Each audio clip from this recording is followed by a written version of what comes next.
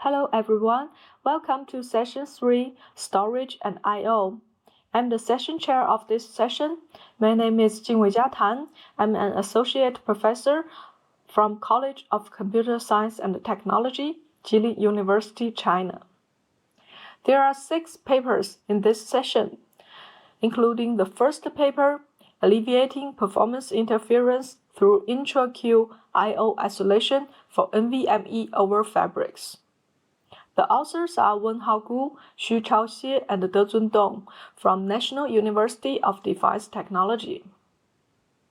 The second paper is Waller Workload-Driven Adaptive Layout Optimization of Raft Groups for Heterogeneous Distributed Key Value Stores.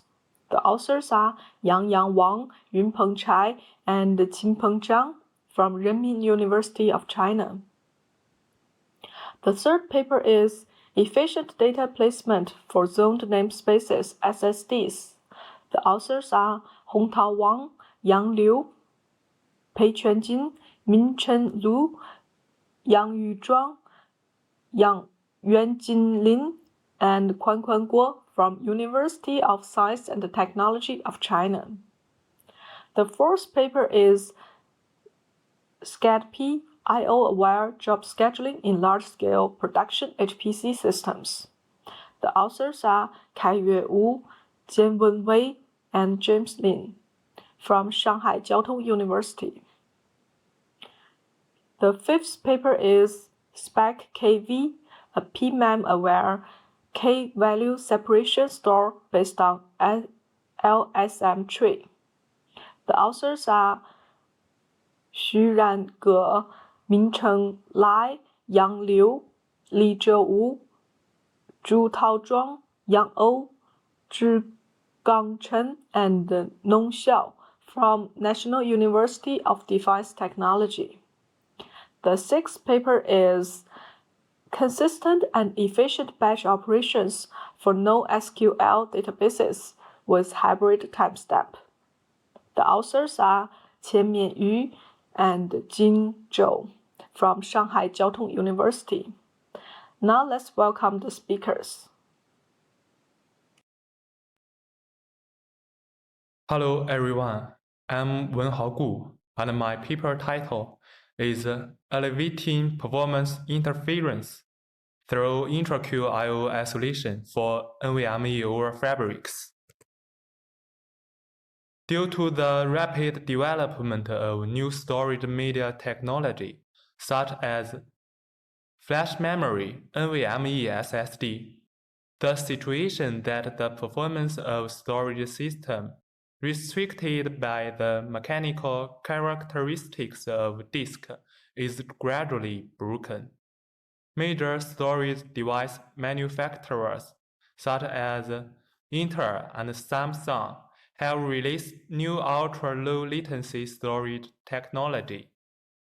However, the converted infrastructures that directly deploys NVMe SSD locally at the computing node limits the use of high-speed storage resource.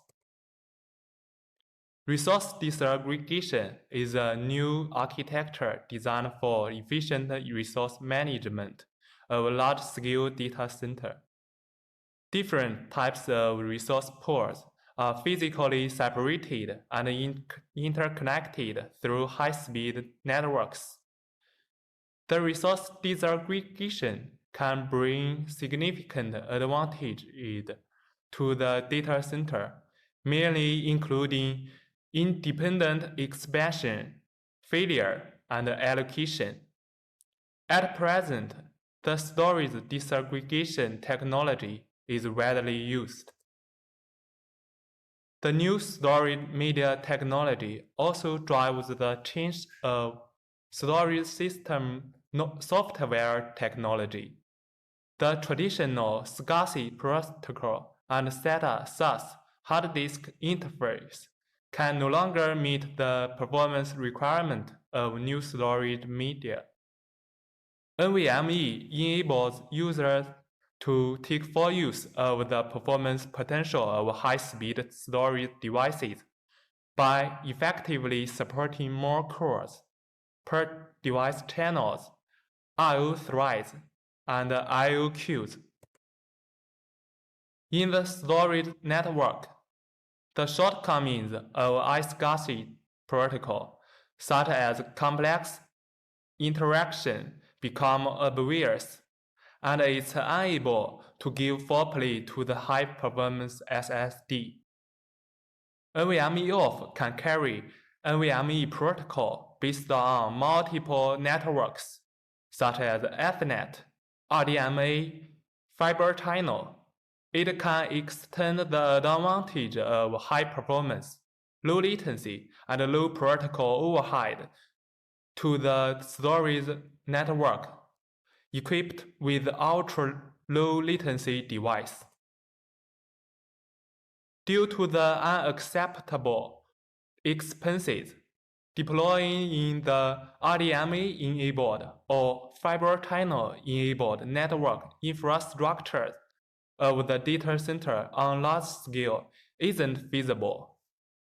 NVMe over TCP allows using the existing common network infrastructure in data center to realize the NVMe off storage network, while inheriting the defects of the TCP/IP stack.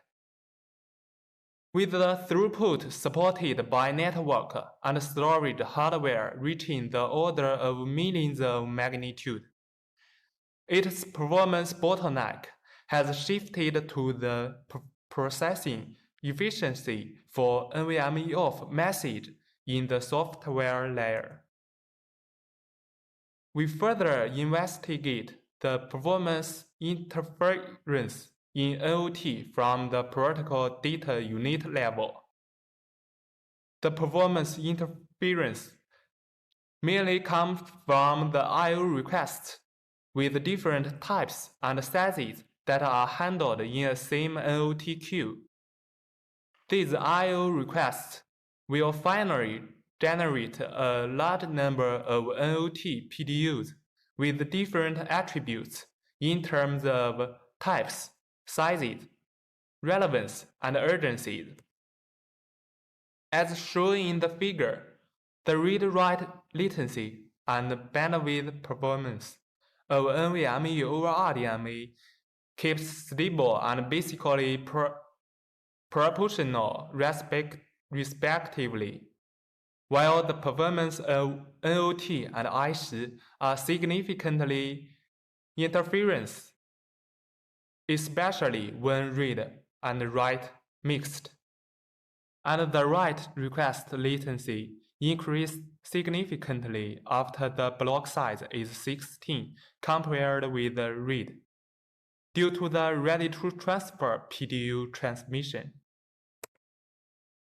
In addition, for a single I/O request, one request may generate multiple data PDUs.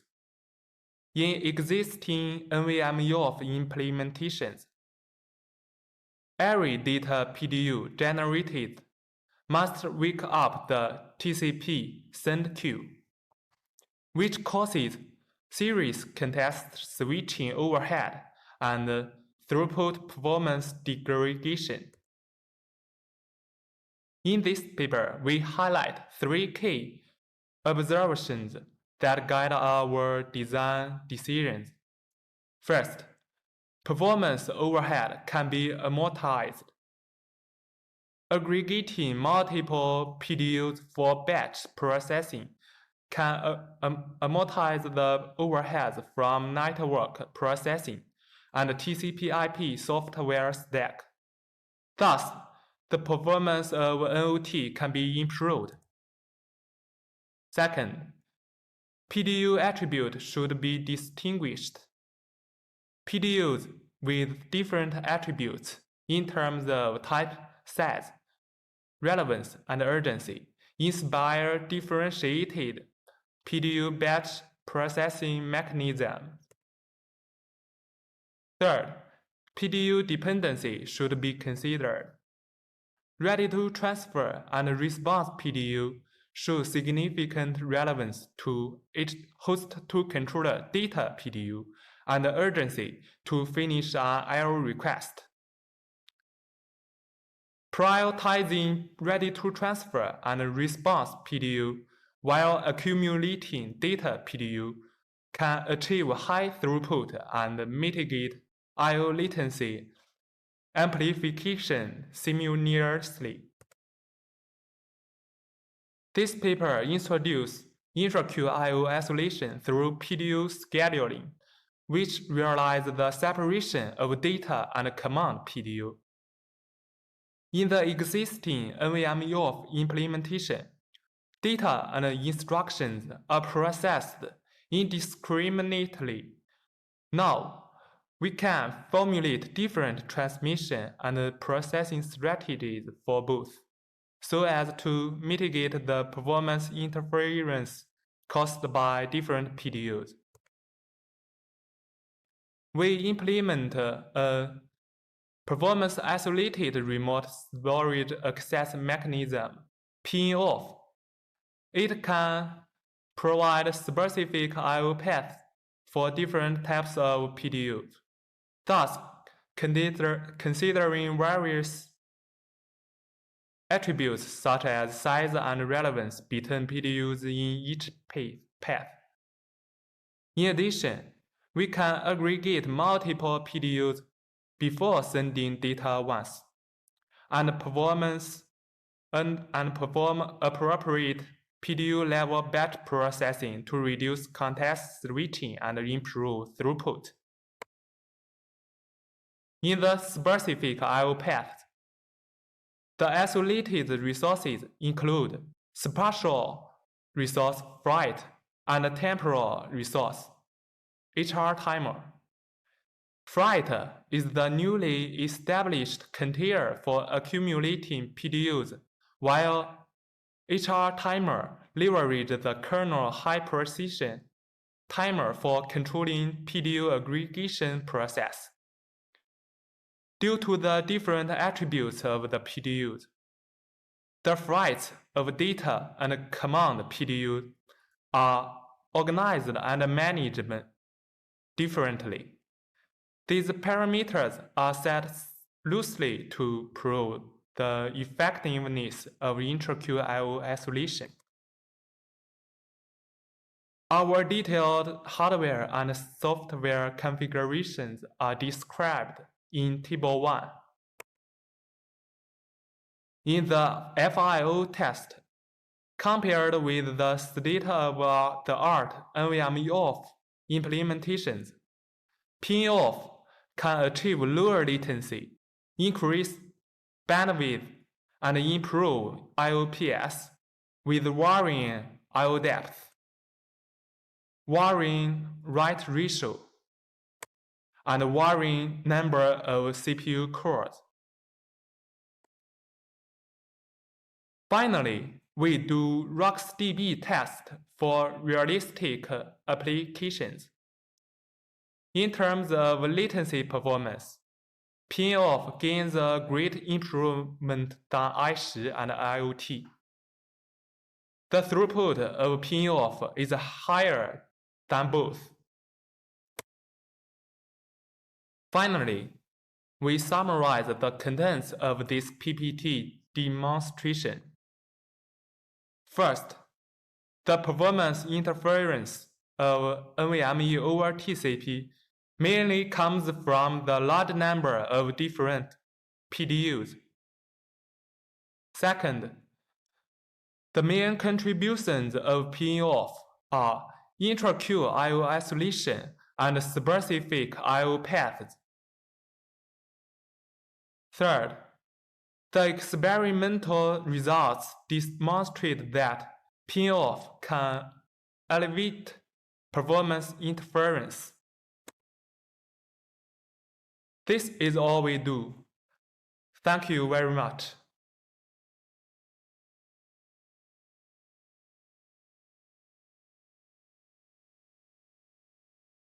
Hello everyone, today I will introduce my paper, Value Workload Gel Adaptive Layout Optimization of Large Groups. for heterogeneous distributed key-value stores. My name is Yang Wang. This paper was completed by me, Yunpeng Cai, and Qunpeng Zhang. I come from the University of China. Graph is a consensus algorithm. Compared to package much more understandable than package and also provides a better foundation for building practical systems. In graph groups, one node will be stacked as the leader, and the other nodes will be the followers. Leader plays a more important role. For example, all read and write requests are sent to the leader. Only the leader process is complete, the result will be returned to the user. In order to improve scalability and pluralism, there are multiple graph groups. The data is divided into many segments. All experiments in this paper are based on multiple graph groups, and the size of each graph group is usually about 100 megabytes.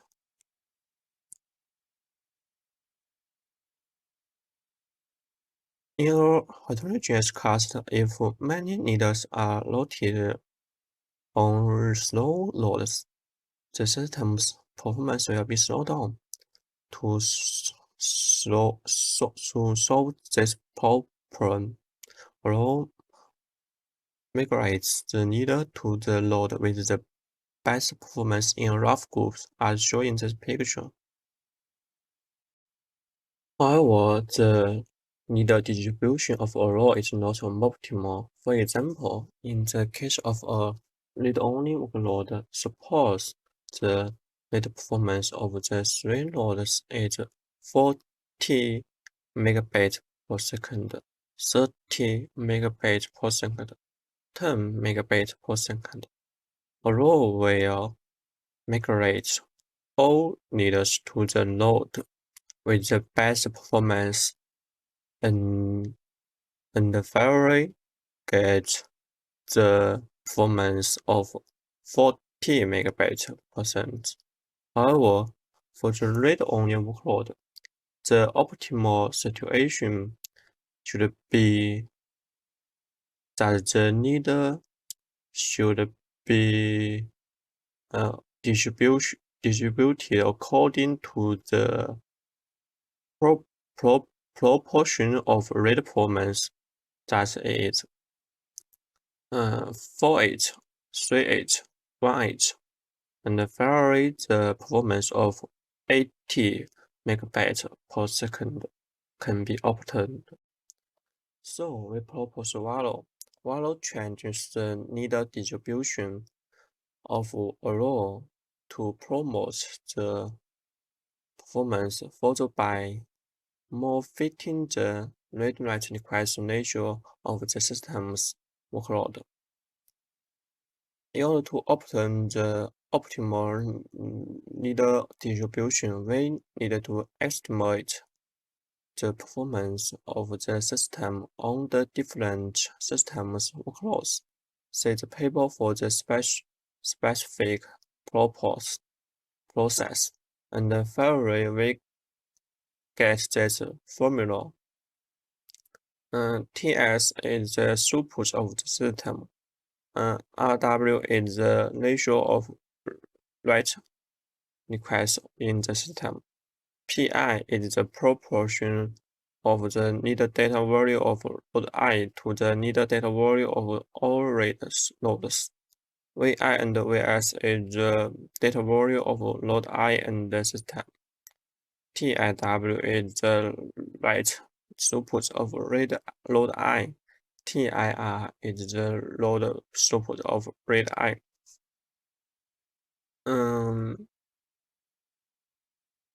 RW, Vi, and Vs can be corrected by the system. TIW and TIR can be practiced, so the problem can be summarized as find the leader distribution, PI, when the throughput of the system TS is maximal.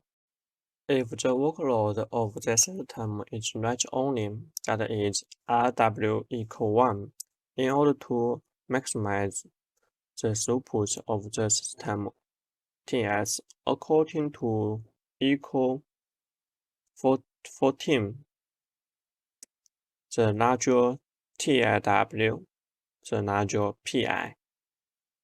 So while also migrated leaders to the node with the best performance DIW in enough groups, sum as below. If the workload of the system is read only, that is RW equal 0. In order to maximize the throughput of the system, that is TS, according to equal 14, PI should be proportional to TIR. So whilst leaders should be distributed according to the proportion of the node's lead performance, that is TIR.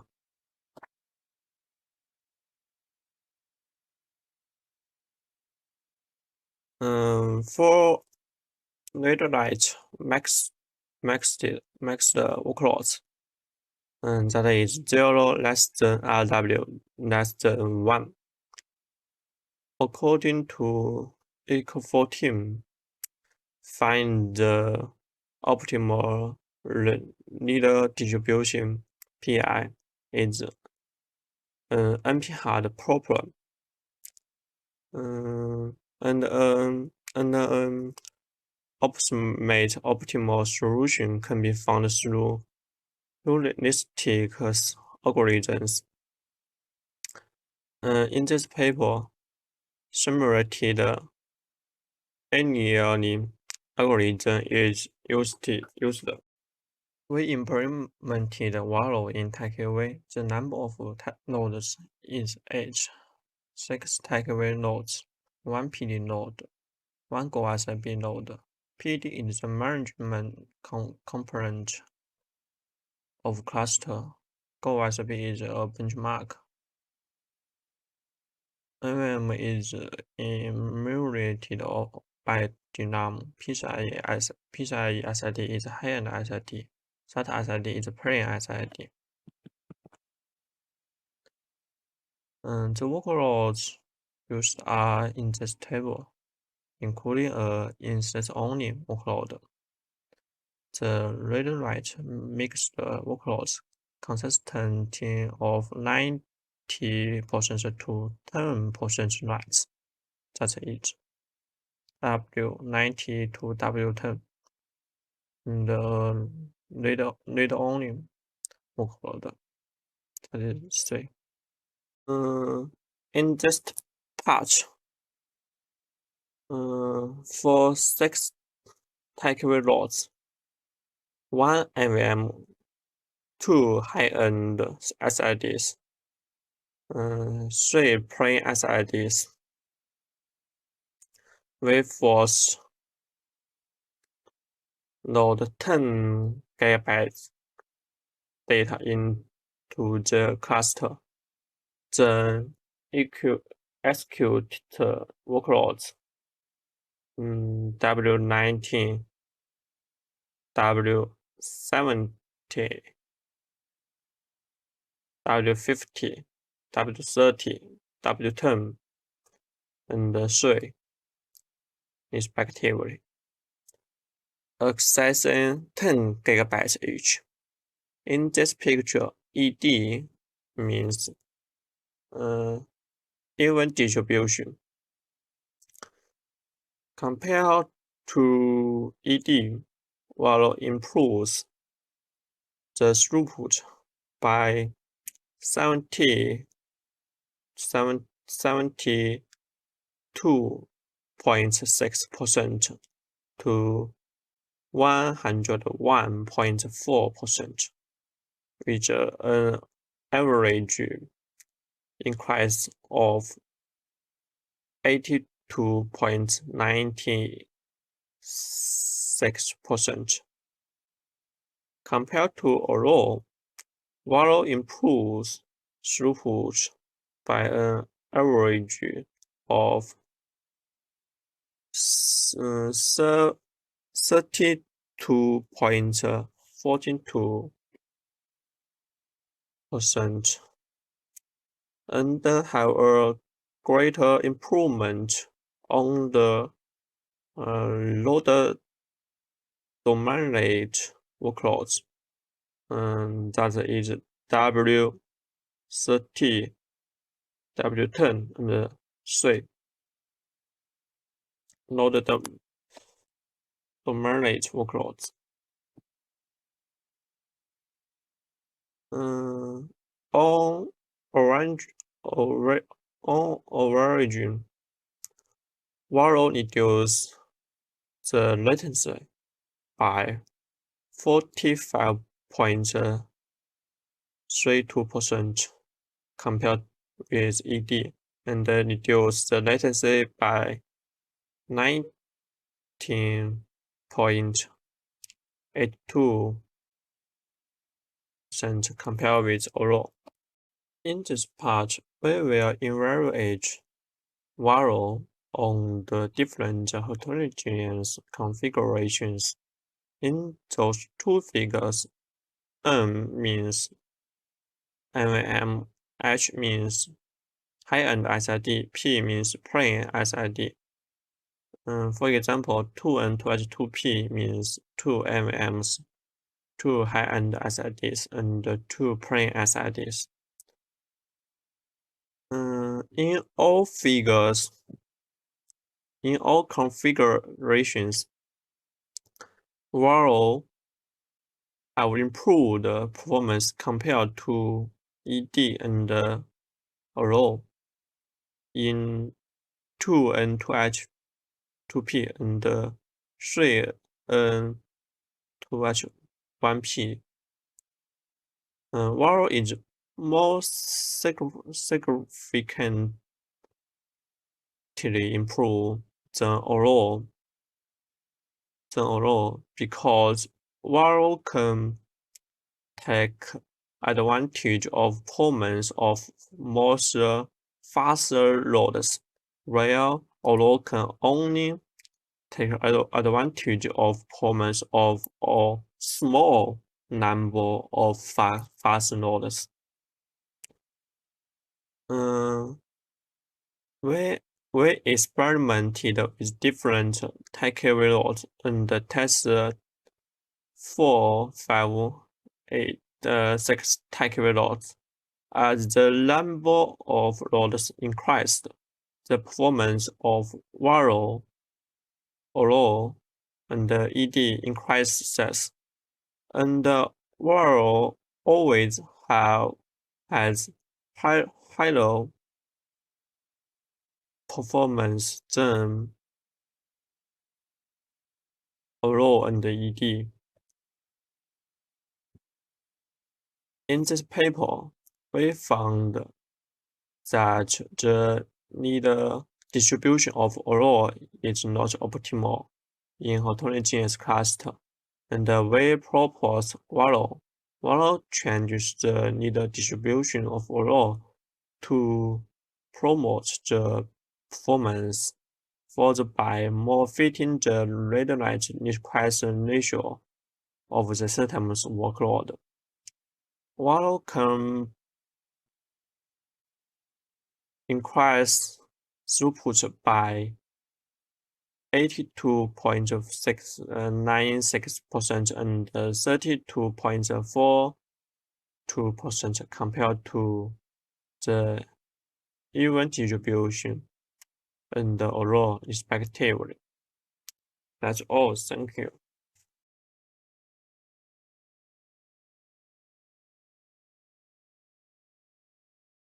Hello everyone. My report title is Efficient Data Placement for zoned namespaces SSDs. I will cover it in the following section. The first part is the research background. ZNS is an SSD interface type proposed in recent years. It is different from traditional SSD. It divides the entire SSD into multiple zones, and the zone can only be written sequentially. And the data with different characteristics are allocated to different zones, and it can reduce the number of write amplifications and improve the performance and life of SSDs. In addition, as shown in the figure, traditional SSD use FTL to manage flash memory on the device, but the data management of ZNS is controlled by the host, so that it can reduce the use of DRAM and alleviate the overprovision of SSDs. Because ZNS offers more data operations to host management, it is important to design a mechanism to manage data adapted to ZNS, so that it can cooperate with the advantages and characteristics of ZNS above to improve its read and write performance and stability. And it will have more preeminent and stable performance in different workloads and software operating environments. The first part of the algorithm is lifetime-based data insertion. The purpose of it is to put pages with similar lifetime in the same zone, so that they will become invalid at similar times in the future. When the garbage collection is called, the proportion of invalid blocks collected by a single GC will increase, and the number of GCs per unit time will be reduced overall. I define the lifetime of a key as the number of update operations to other keys during the last two updates to this key. It not only effectively characterizes its lifetime, but also change in time depending on the workload. The lifetime of a page is the shortest lifetime of all keys in the page, and the lifetime of a zone is the average of all pages' lifetime, so that when there are pages that needed to be inserted, as shown in the figure, they can be classified and placed in different zones. Another problem with data placement is garbage collection. The general garbage collection algorithm is when there is not enough space or there is a lot of invalid blocks in the SSD, it will call GC process. And after adding GC queues, the performance of GC is improved. But when the workload changes, it will also change lifetime of the key. It will make data placement arranged by the previous workload inaccurate. This information can be reflected by the lifetime variance of the pages in the zone. So we add the lifetime variance of the zone to the condition that trigger garbage collection. And we use the lifetime under the current workload to redistribute the data.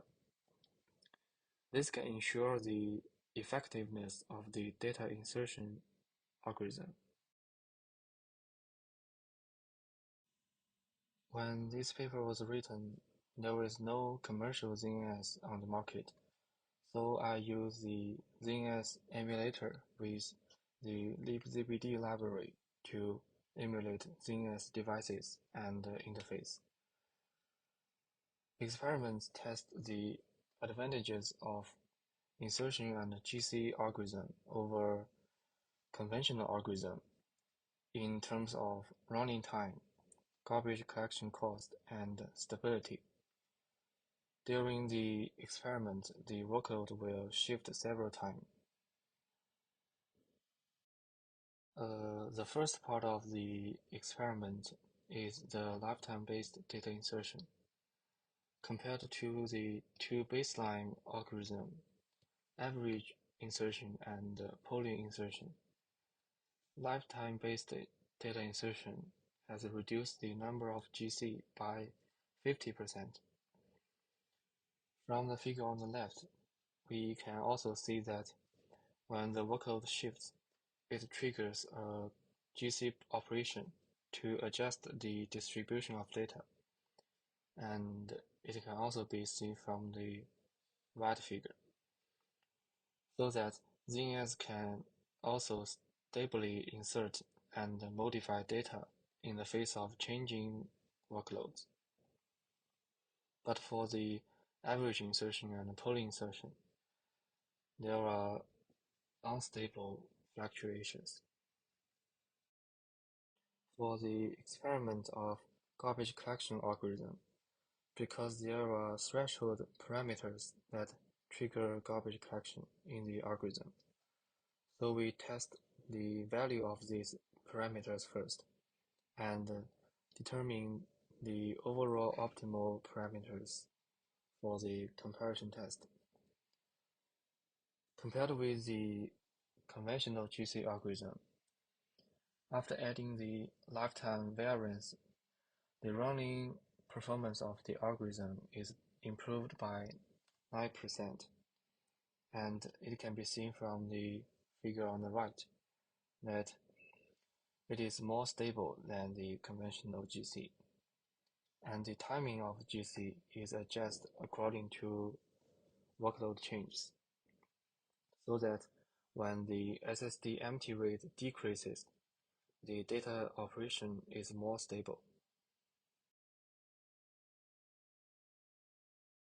To summarize briefly, my work is to propose an efficient data placement adapted to the characteristics and limitations of ZNS SSDs, and prove the effectiveness of this mechanism through experiments. That's all my presentation. Thank you.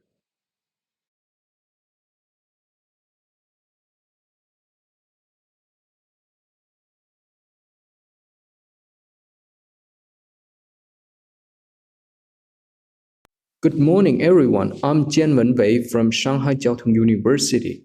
I work in the HPC Center of SJTU, and it's my honor today to introduce our work named Schedule P, IO-aware job scheduling in large-scale production HPC system. I think in this work, we'll introduce how we predict the I/O patterns of a job and how we handle when the I/O congestions happen. Our work are divided into the following part. First, in the introduction part, we will introduce why we want to do this I/O prediction and I/O scheduling work. And in the background and related work, we will introduce the previous work on this topic. And then in the method design and implementation part, we will introduce how we design the system and how we implement it in our system. Finally, in the evaluation and results part, we will introduce how we evaluate our work and how this system help us to leverage the I/O congestion. First is the introduction part. I think the I/O contention, why the main reason we do this work is because the I/O contention is problem existing in many HPC systems nowadays.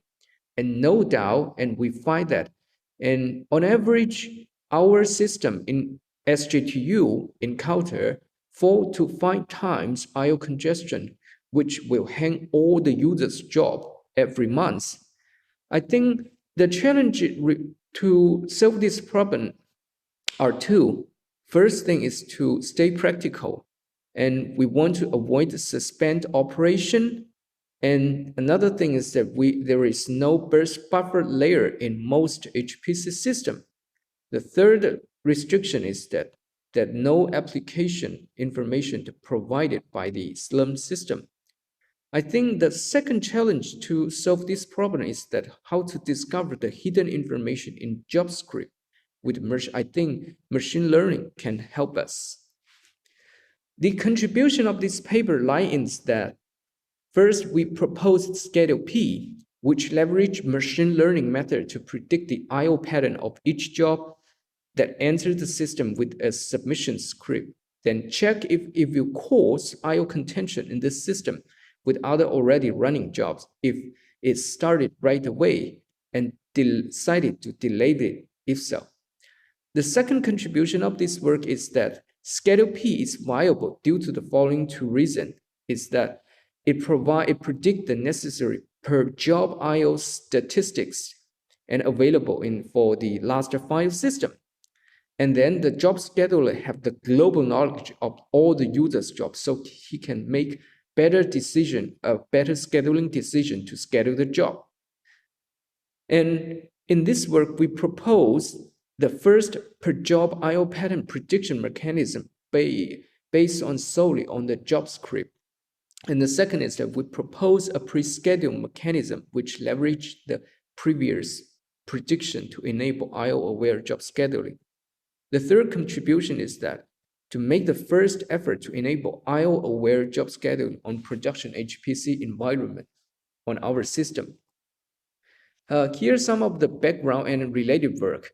I think job scheduling on HPC cluster is still a very hot topic in HPC research field because it helped to utilize the HPC cluster better. On the specific research topic of per job I/O prediction, I think Topher's team did some very good jobs before that. For example, about the machine learning model, they use decision tree, random forest, and k-nearest neighbors, and then recently used the convolutional neural network to predict the job patterns. In their recent work, they extract feature from JavaScript and then predict the jobs I/O patterns. And quite different from that, their previous work predict the jobs total bytes, read and write bytes. Different from their job, we predict the I/O pattern of a job over its lifetime. That is to say, we not only predict the total bytes of read and write, we also predict at what time, at what speed the job is doing I/O. Other related work is on the I/O-aware job scheduling. On cluster 15, HPDC16, and SC16, there are some work. For example, just name a few. Limited duty, it's only a coordinating job among the ones that are already scheduled. And the work on HPDC16 leverage burst buffer layer, and on ST16, 16, the most recent work, can discover per application I/O pattern through server log analysis, which require more server log. The things we try to do is to realize the I/O-aware job scheduling in a real HPC job scheduler in production environment. Here is our design methodology of Schedule P. Schedule P's implementation divided into two parts. One part is in Slurm, the other is outside Slurm. In Slurm, it worked like this. When a user submit a job, the Schedule P will translate the job script into a text like patterns, and then Schedule P predict the job's I/O patterns. And finally, Schedule P make the decision whether or not to launch the job immediately or delay the job launching. And outside the Schedule P, we have to maintain I/O patterns to predict the job's I/O. So we have to collect data to train the model, and then we have to refresh the model every 24 hours to make it work. Here's how we do the per-job I/O patterns prediction mechanism. It's a very typical machine learning training process. First thing, we have to select the training data set. Here are some standards. Here how we pick the jobs. The job we pick to training are the completed normally. The one that exit abnormally are dismissed. And the jobs inhaber must have a job script, and it has record in the database. And before training, we have to process the job script, which is text files, into an image data, which will better fit the neural networks. And then we accumulate the I/O data are processed into I/O to perform each time slot for the job.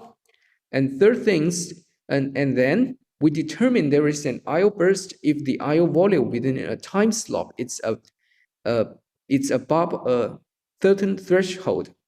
In our paper, the threshold we select is 100 megabytes.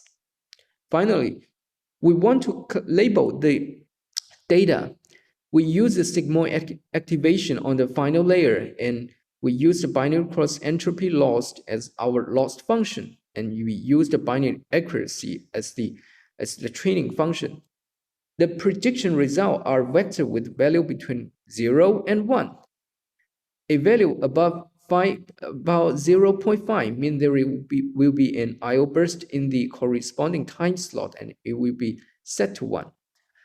Here is the graph we use to train the model. First, the job script are transformed into a image-like data, and then it is fed into a 2D CNN. The 2D CNN's final output is a long. It is a very long dimension. Each of the slots here represent whether or not in this time slot will cause an I/O burst. And we have to and in order to enable the I/O aware job scheduling, we have the following step. The step 1 is to get the script of the current job and process it into image-like data, and then fit the image into train model and prediction of the job I/O's pattern. Here is the interference part. So the step 2, we traverse the running job folder, get every job's I/O pattern vector. For each job's I/O pattern vector, find the index of the time slot corresponding to the current time, and add up the pattern vectors to get a total I/O pattern vectors. Step 3 is compare the pattern vector of the current job to the total I/O pattern vector. Delay the job if it will have an I/O conflict with the currently running job. I think this graph illustrates more clearly. Job 1, job 2, job 3 to job N are some of the already running jobs, and current job are the newly submitted job. And in order to predict the I/O patterns in the future, we have to add up all this data and to get the prediction. So all these things have to be integrated into Slum. So we have to integrate it within the Slum SpecView scheduler, and it will take effect after the jobs are submitted into the system. And if the I/O congestions happen, we will lower the priority of the current job, and then to delay its execution. The models, and what's more is that the model will be retrained every day. And here's some of the software implementation of the system. And in order to monitor the I/O activity, we use the LDMS system developed by RLNL to capture the I/O activity of each jobs. And in Prolog, and in order to integrate into the Slum, we use the Prolog and Epilog mechanism provided to Slum. And after the job is submitted, the Prolog execute the node on a job to start to create a folder for that, and then copy the job script to if the job exists. After the job finish, the epilogue will collect the job's data for further training. Here is the graph, system graph to illustrate from how the data flow. The lower part, the bottom is the compute node. The data is connected. It's connected, and 10 Lustre servers node are collected data and sent to LDMS system, and the system's data will be stored in time scale database. In our experiment, we will evaluate whether or not schedule P lower the chance of I/O congestion. In our system, we use the metric named request queue depth parameter to evaluate whether or not the raster file system is in congestion. I think we will compare before and after using schedule P, the value of request queue depth. If there is a I/O congestion happen, I think this value will be rather high. But if we can leverage or mitigate this issue, I think this value will be 0 or very slow. Here is the graph. Here, I think it shows obviously that the schedule P work before May the 7th. We collect data of 1 month before using schedule P. There are some day, for example, in 13th and 23, the queue depth value is very high, which means that I/O congestion happened. But after using schedule P, the value becomes 0, and which means that schedule P control the congestions. So here is our work on the I/O-aware scheduling, and we are very honored to present our work here, and we are very happy to take your question online or offline. Thank you very much.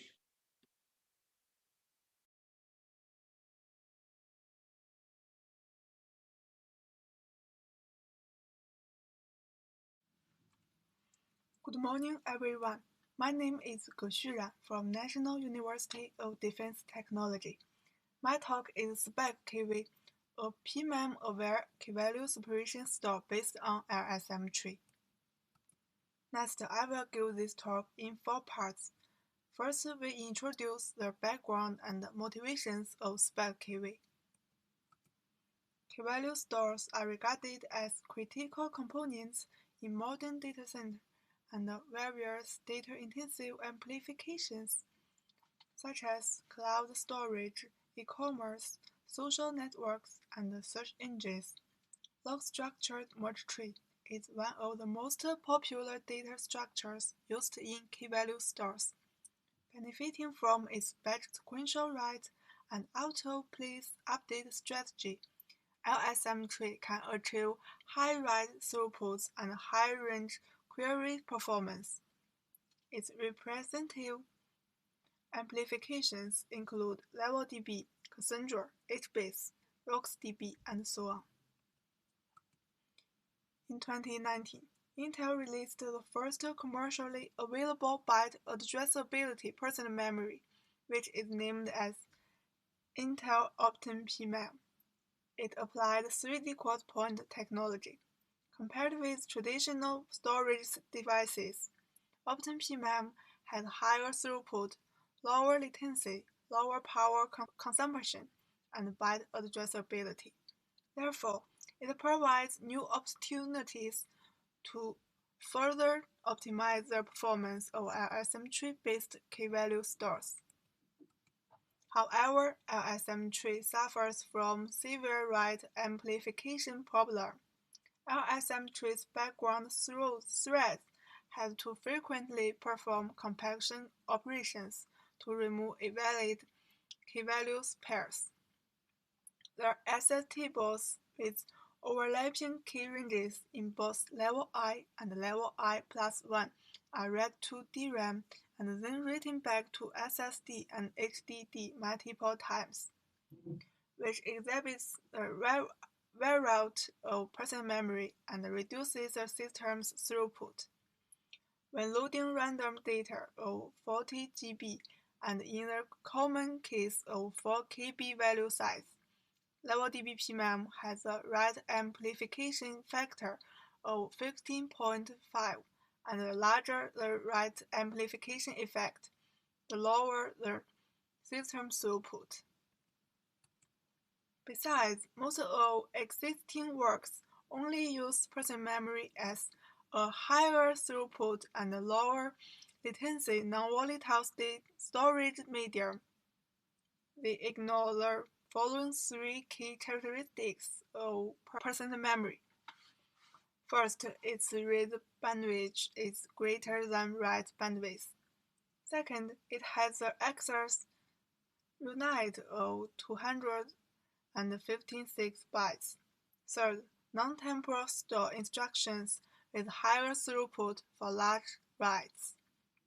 Therefore, it's crucial to leverage the above characteristics to design an LSM tree-based percent key-value store with high throughput and low latency. Next, we propose our solution SpecKV. SpecKV is a hybrid DRAM and PMEM key-value store that utilizes the key-value separation scheme to reduce write amplification and exploits OptPMEM's characteristics to significantly boost read, write, and range query performance. To manage the reserved storage space in a fine-grained manner, we design a personal memory allocator which divides the address space of value manager into fixed-size units called segment. Personal memory allocator consists of a double-linked list. To maintain localized order for efficient range query performance, SpecKV reserves an LSM tree-like multi-level structure in the value manager, where values are organized as vtables. Each vtable corresponds to an access table in LSM tree. For example, vtable 1 contains all values indexed by keys in access table 1 sequentially.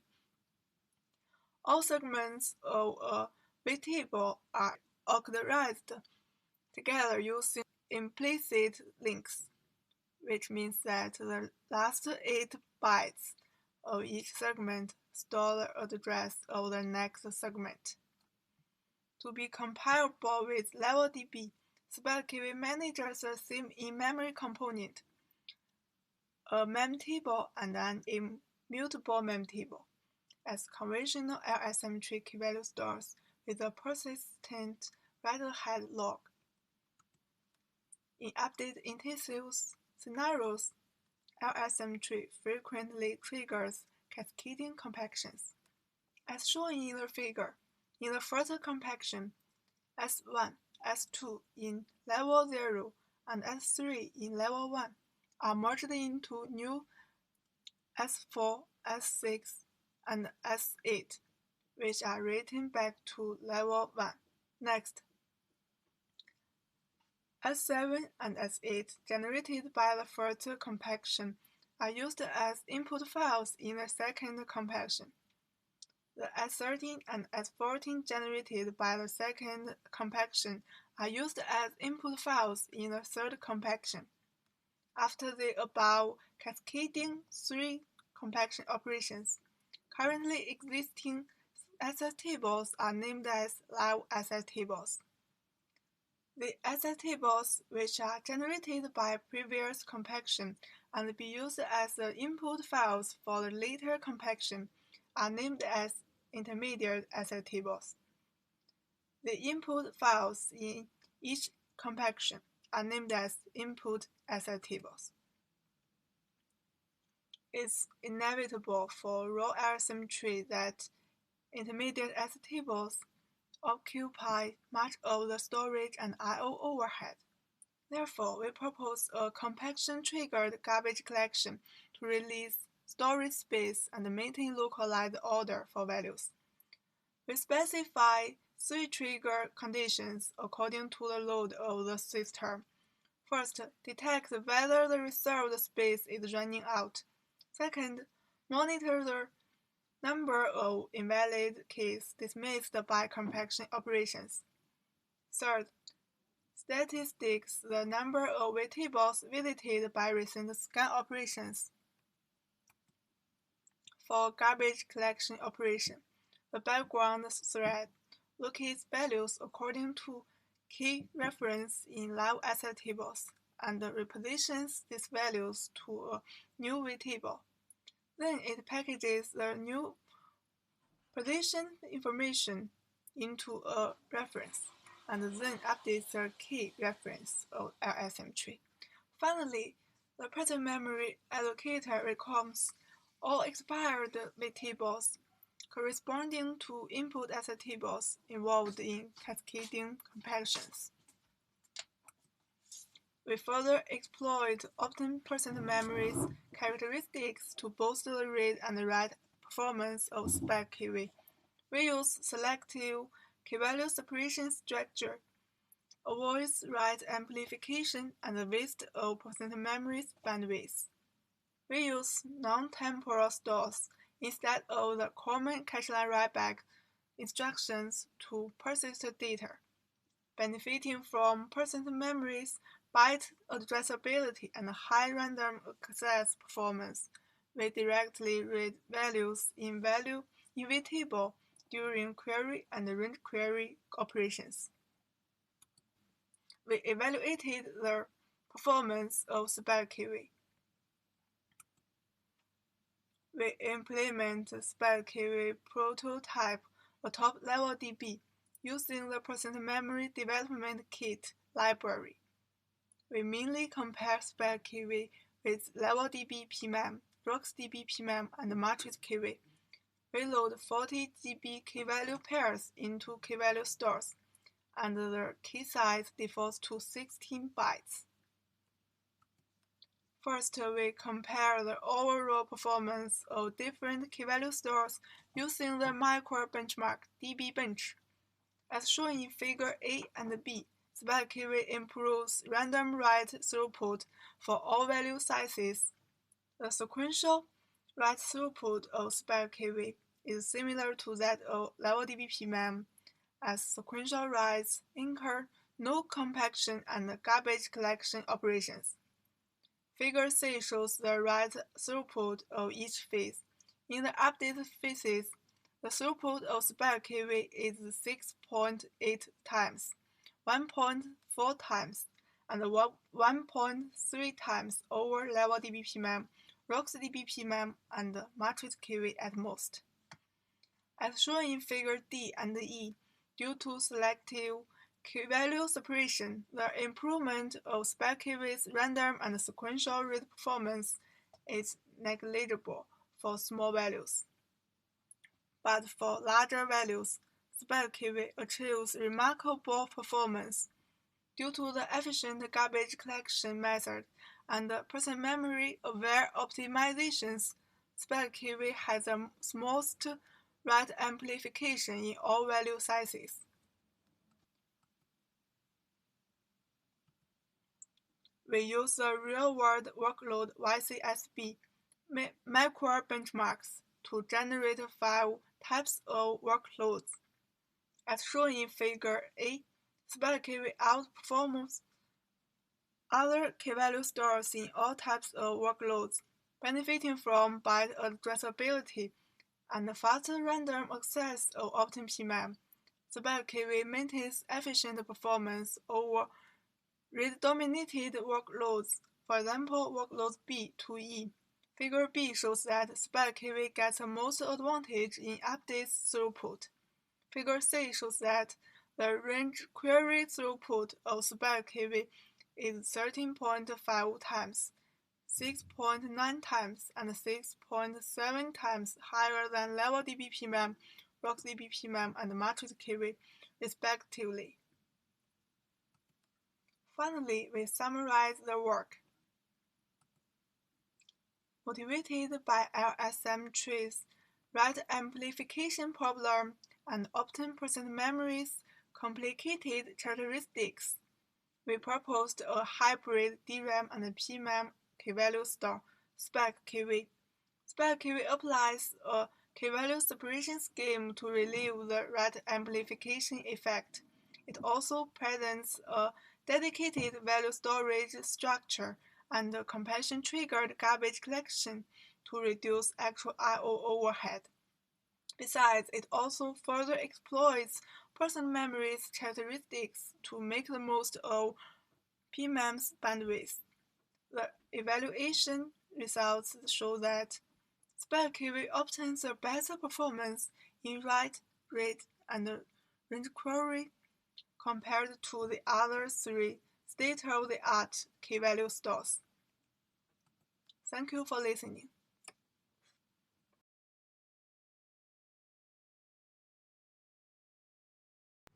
Hello everyone, I'm Qian Mianyu from Shanghai Jiao Tong University, and I'm going to present our paper, Consistent and Efficient Batch Operations for NoSQL Databases with Hybrid Timestamp. NoSQL databases has become increasingly popular over the years. Examples of NoSQL databases are MongoDB, Cassandra, and Apache HBase. Many NoSQL databases does not have full transaction support. For example, HBase does not support any candle transaction. Or that for some systems, transaction support are added later, maybe through another system. For example, Percolator added transaction support for Bigtable. Tephra and Omid added transaction support for HBase. And multi-document transaction are supported only since MongoDB 4.0.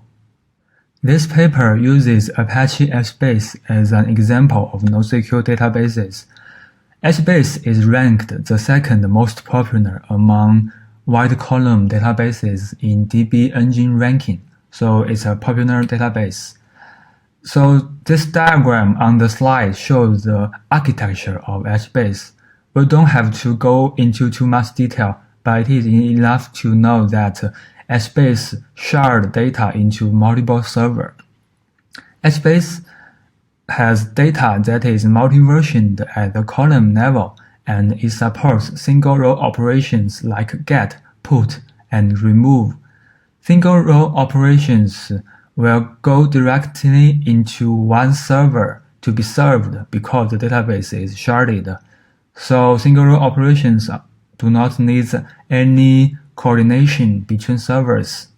However, multi-row operations like scan are supported, but they do not provide any consistency guarantee. Consistency guarantees, like transactions, are very useful abstractions for application developers.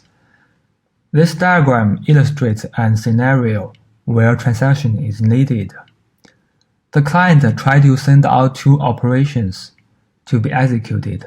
The first operation tries to update column 1 to X, and the second operation tries to update column 1 to Y.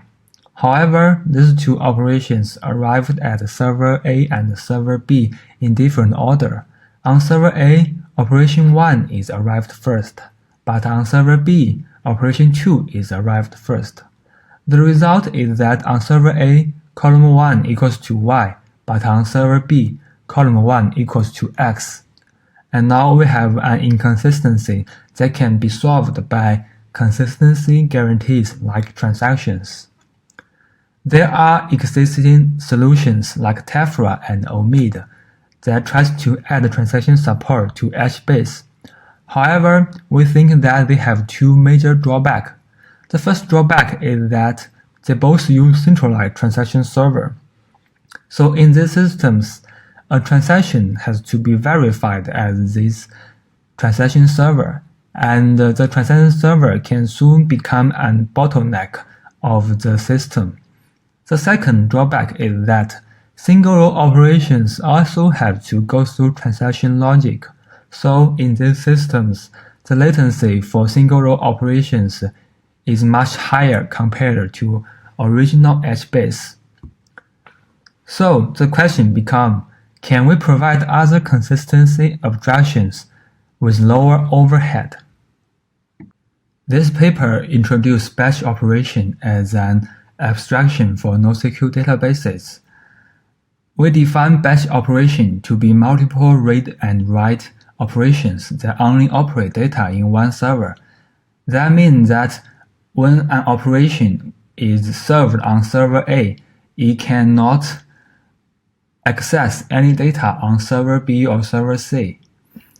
Batch operation is like store procedure in relational databases because they can both have arbitrary logic and they are both predetermined. We try to provide snapshot isolation to batch operations. And batch operations can be very useful like transaction. For example, an interesting use case is secondary index. Many research work has tried to add secondary index to distributed databases. And with batch operation, doing it can be very easy. We can maintain a separate table as a secondary index, and updates to the table and to the index can be done with batch operation. To achieve our goal, we designed hybrid timestamp. HBase already has column-level physical timestamp. The physical timestamp is a 64-bit integer. With this timestamp, HBase can have their data to be multi-versioned. In this paper, we extend it to be hybrid timestamp. Hybrid timestamp divides the original 64-bit timestamp to two 32-bit integer timestamp. The higher 32-bit integer is the epoch, and the lower 32-bit integer is the timestamp. Epoch is incremented and used by batch operation, and timestamp is incremented and used by single-row operation. So we can think of timestamp to belong to an epoch. That is to say that a single-row operation also belongs to a batch operation. With hybrid timestamp design, we now have a basic algorithm for supporting batch operations in HBase. We added a new component called timestamp oracle to HBase. The role of the timestamp oracle is rather simple. It just gives out monotonically increasing timestamp out. Now, single-row operations can go directly to HBase servers and increment timestamp at the servers. They do not have to interact with the timestamp oracle, and they also do not have to go through transaction logic like other systems. This means that they will have similar performance with original HBase. However, for batch operations, they will need to acquire a new epoch from the timestamp oracle, and then they will be sent out to all servers with the new epoch and to be executed. Servers execute batch operations one by one with no gaps in epochs. This will provide consistency of the batch operations.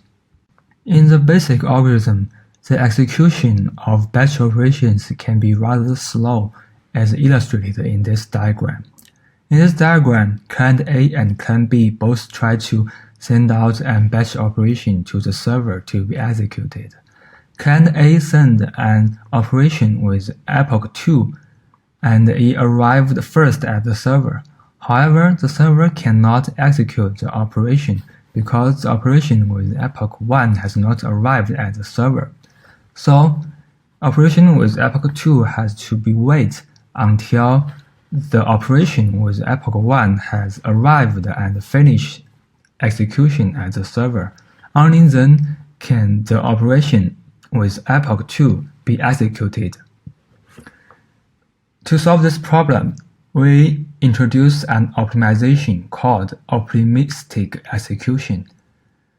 In optimistic execution, we divide the execution of a batch operation into 4 phases. The first phase is execution phase. The batch operation will be executed using the latest epoch on each server. However, the result of the operation will not be written to the database. Instead, we will keep and reset and write set in memory. Then we have the validation phase. After all batch operations with no epochs has finished, the batch operation can be validated. We validate the read set and write set to detect conflicts between other batch operations. If the validation succeeds, we apply write set to the database. Otherwise, the operation will have to be retried. The retry is guaranteed to be successful because all earlier operation has been executed and the batch operation can read and write the latest data, so it will never fail. We implemented our system on top of HBase. The batch operation related logic are implemented using HBase coprocessors. Also, we added a new component called timestamp oracle, as we discussed earlier.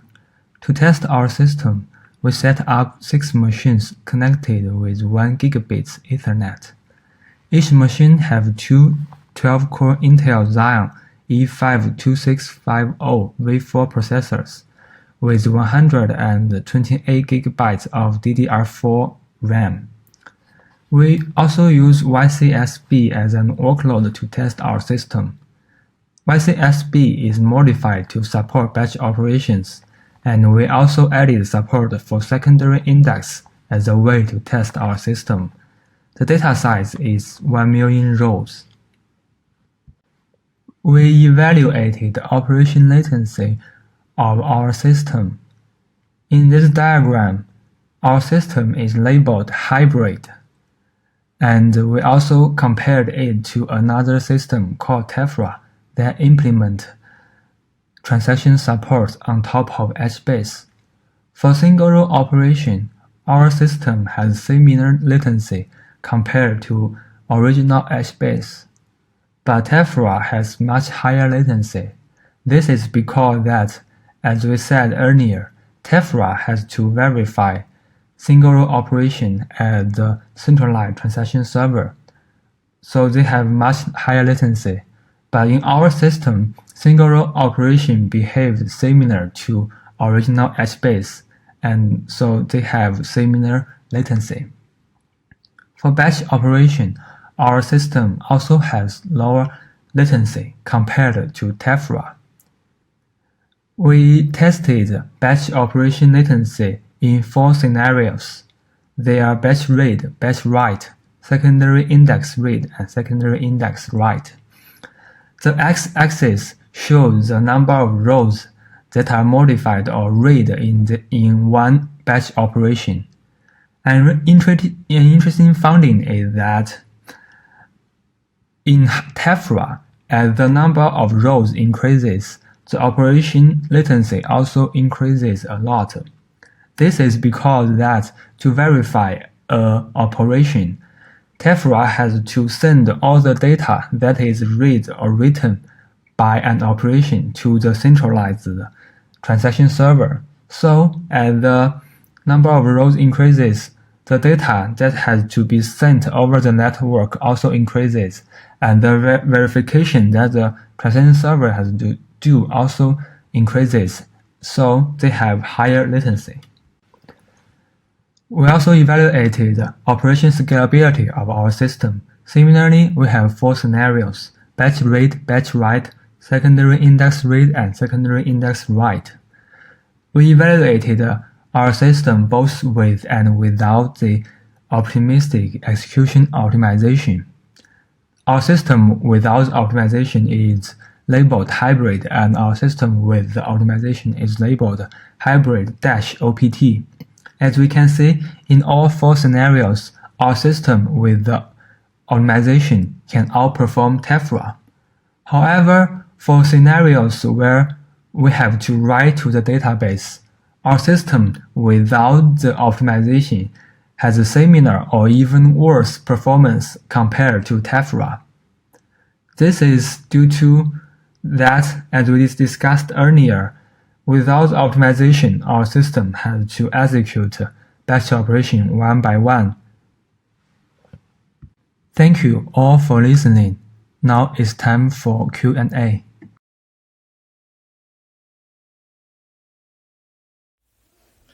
Hello everyone, this is Hongliang Li from College of Computer Science and Technology in Jilin University.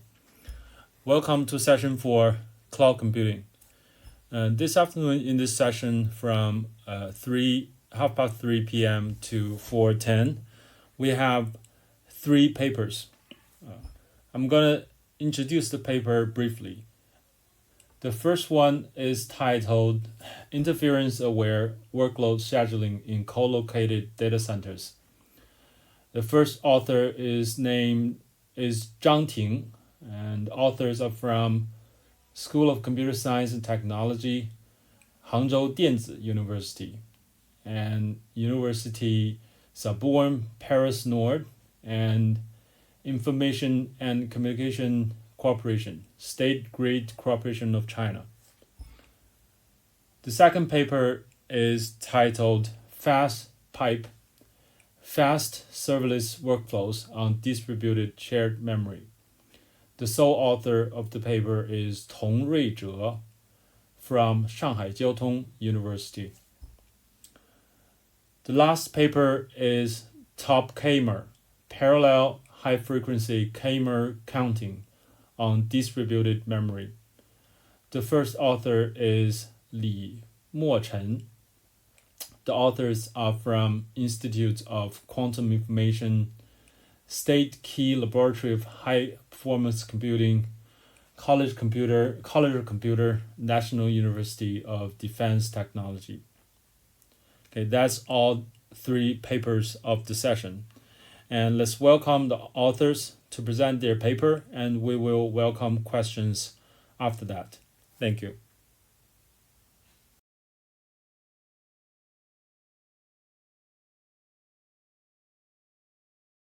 Hello everyone, my name is Ting. Today I feel so honored to be here to attend this conference.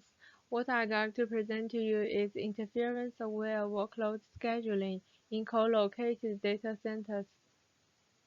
This presentation is composed of 4 parts. First, I will give a brief introduction about the background and the motivation. Then I'll propose our interference-aware solution and also about its experiment and evaluation. Finally, I'd like to make a summary.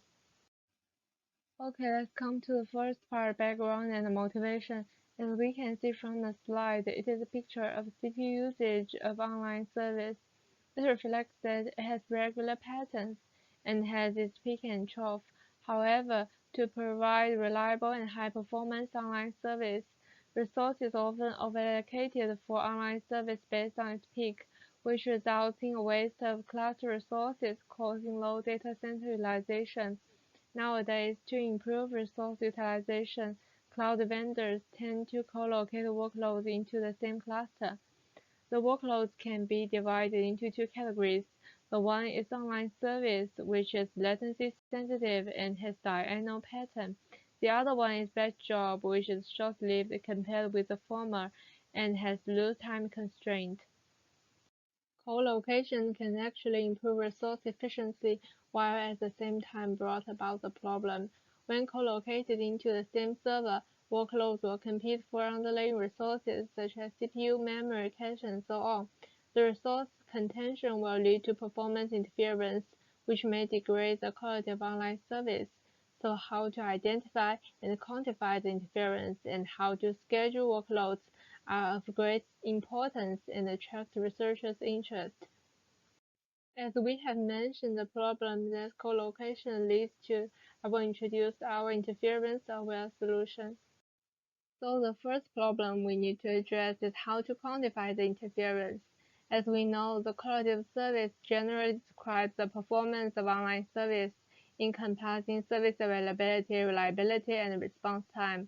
Given response time is highly corresponded with user experience for user-oriented online services, the increasing response time of the online service after co-location can be chosen to reflect the performance interference caused by batch jobs. However, online services are so different from each other, so using the response time increment has limitations. To address this problem, we use the I-score as a metric from the slide instead to quantify the degradation of the online service in which T-co-location and T-solo are the response time of online service with and without co-location respectively. And also, since different batch jobs will cause different performance interference to the online service, and different online service has different interference sensitivity to the batch job, it is necessary to build an independent performance interference model for each online service. So we have determined to use the interference score to quantify the interference. And the next question is that what we can choose as a performance interference feature. We monitor and record the change of the hardware metrics of the container where the online service is located, including the number of instructions per clock cycle, namely IPC, cache miss rate, branch prediction miss rate, and so forth. Among these metrics, we observe that IPC is inversely correlated with the response time of online services. Constantly, we choose the IPC change of the online service due to interference when co-located with the batch job as performance interference feature.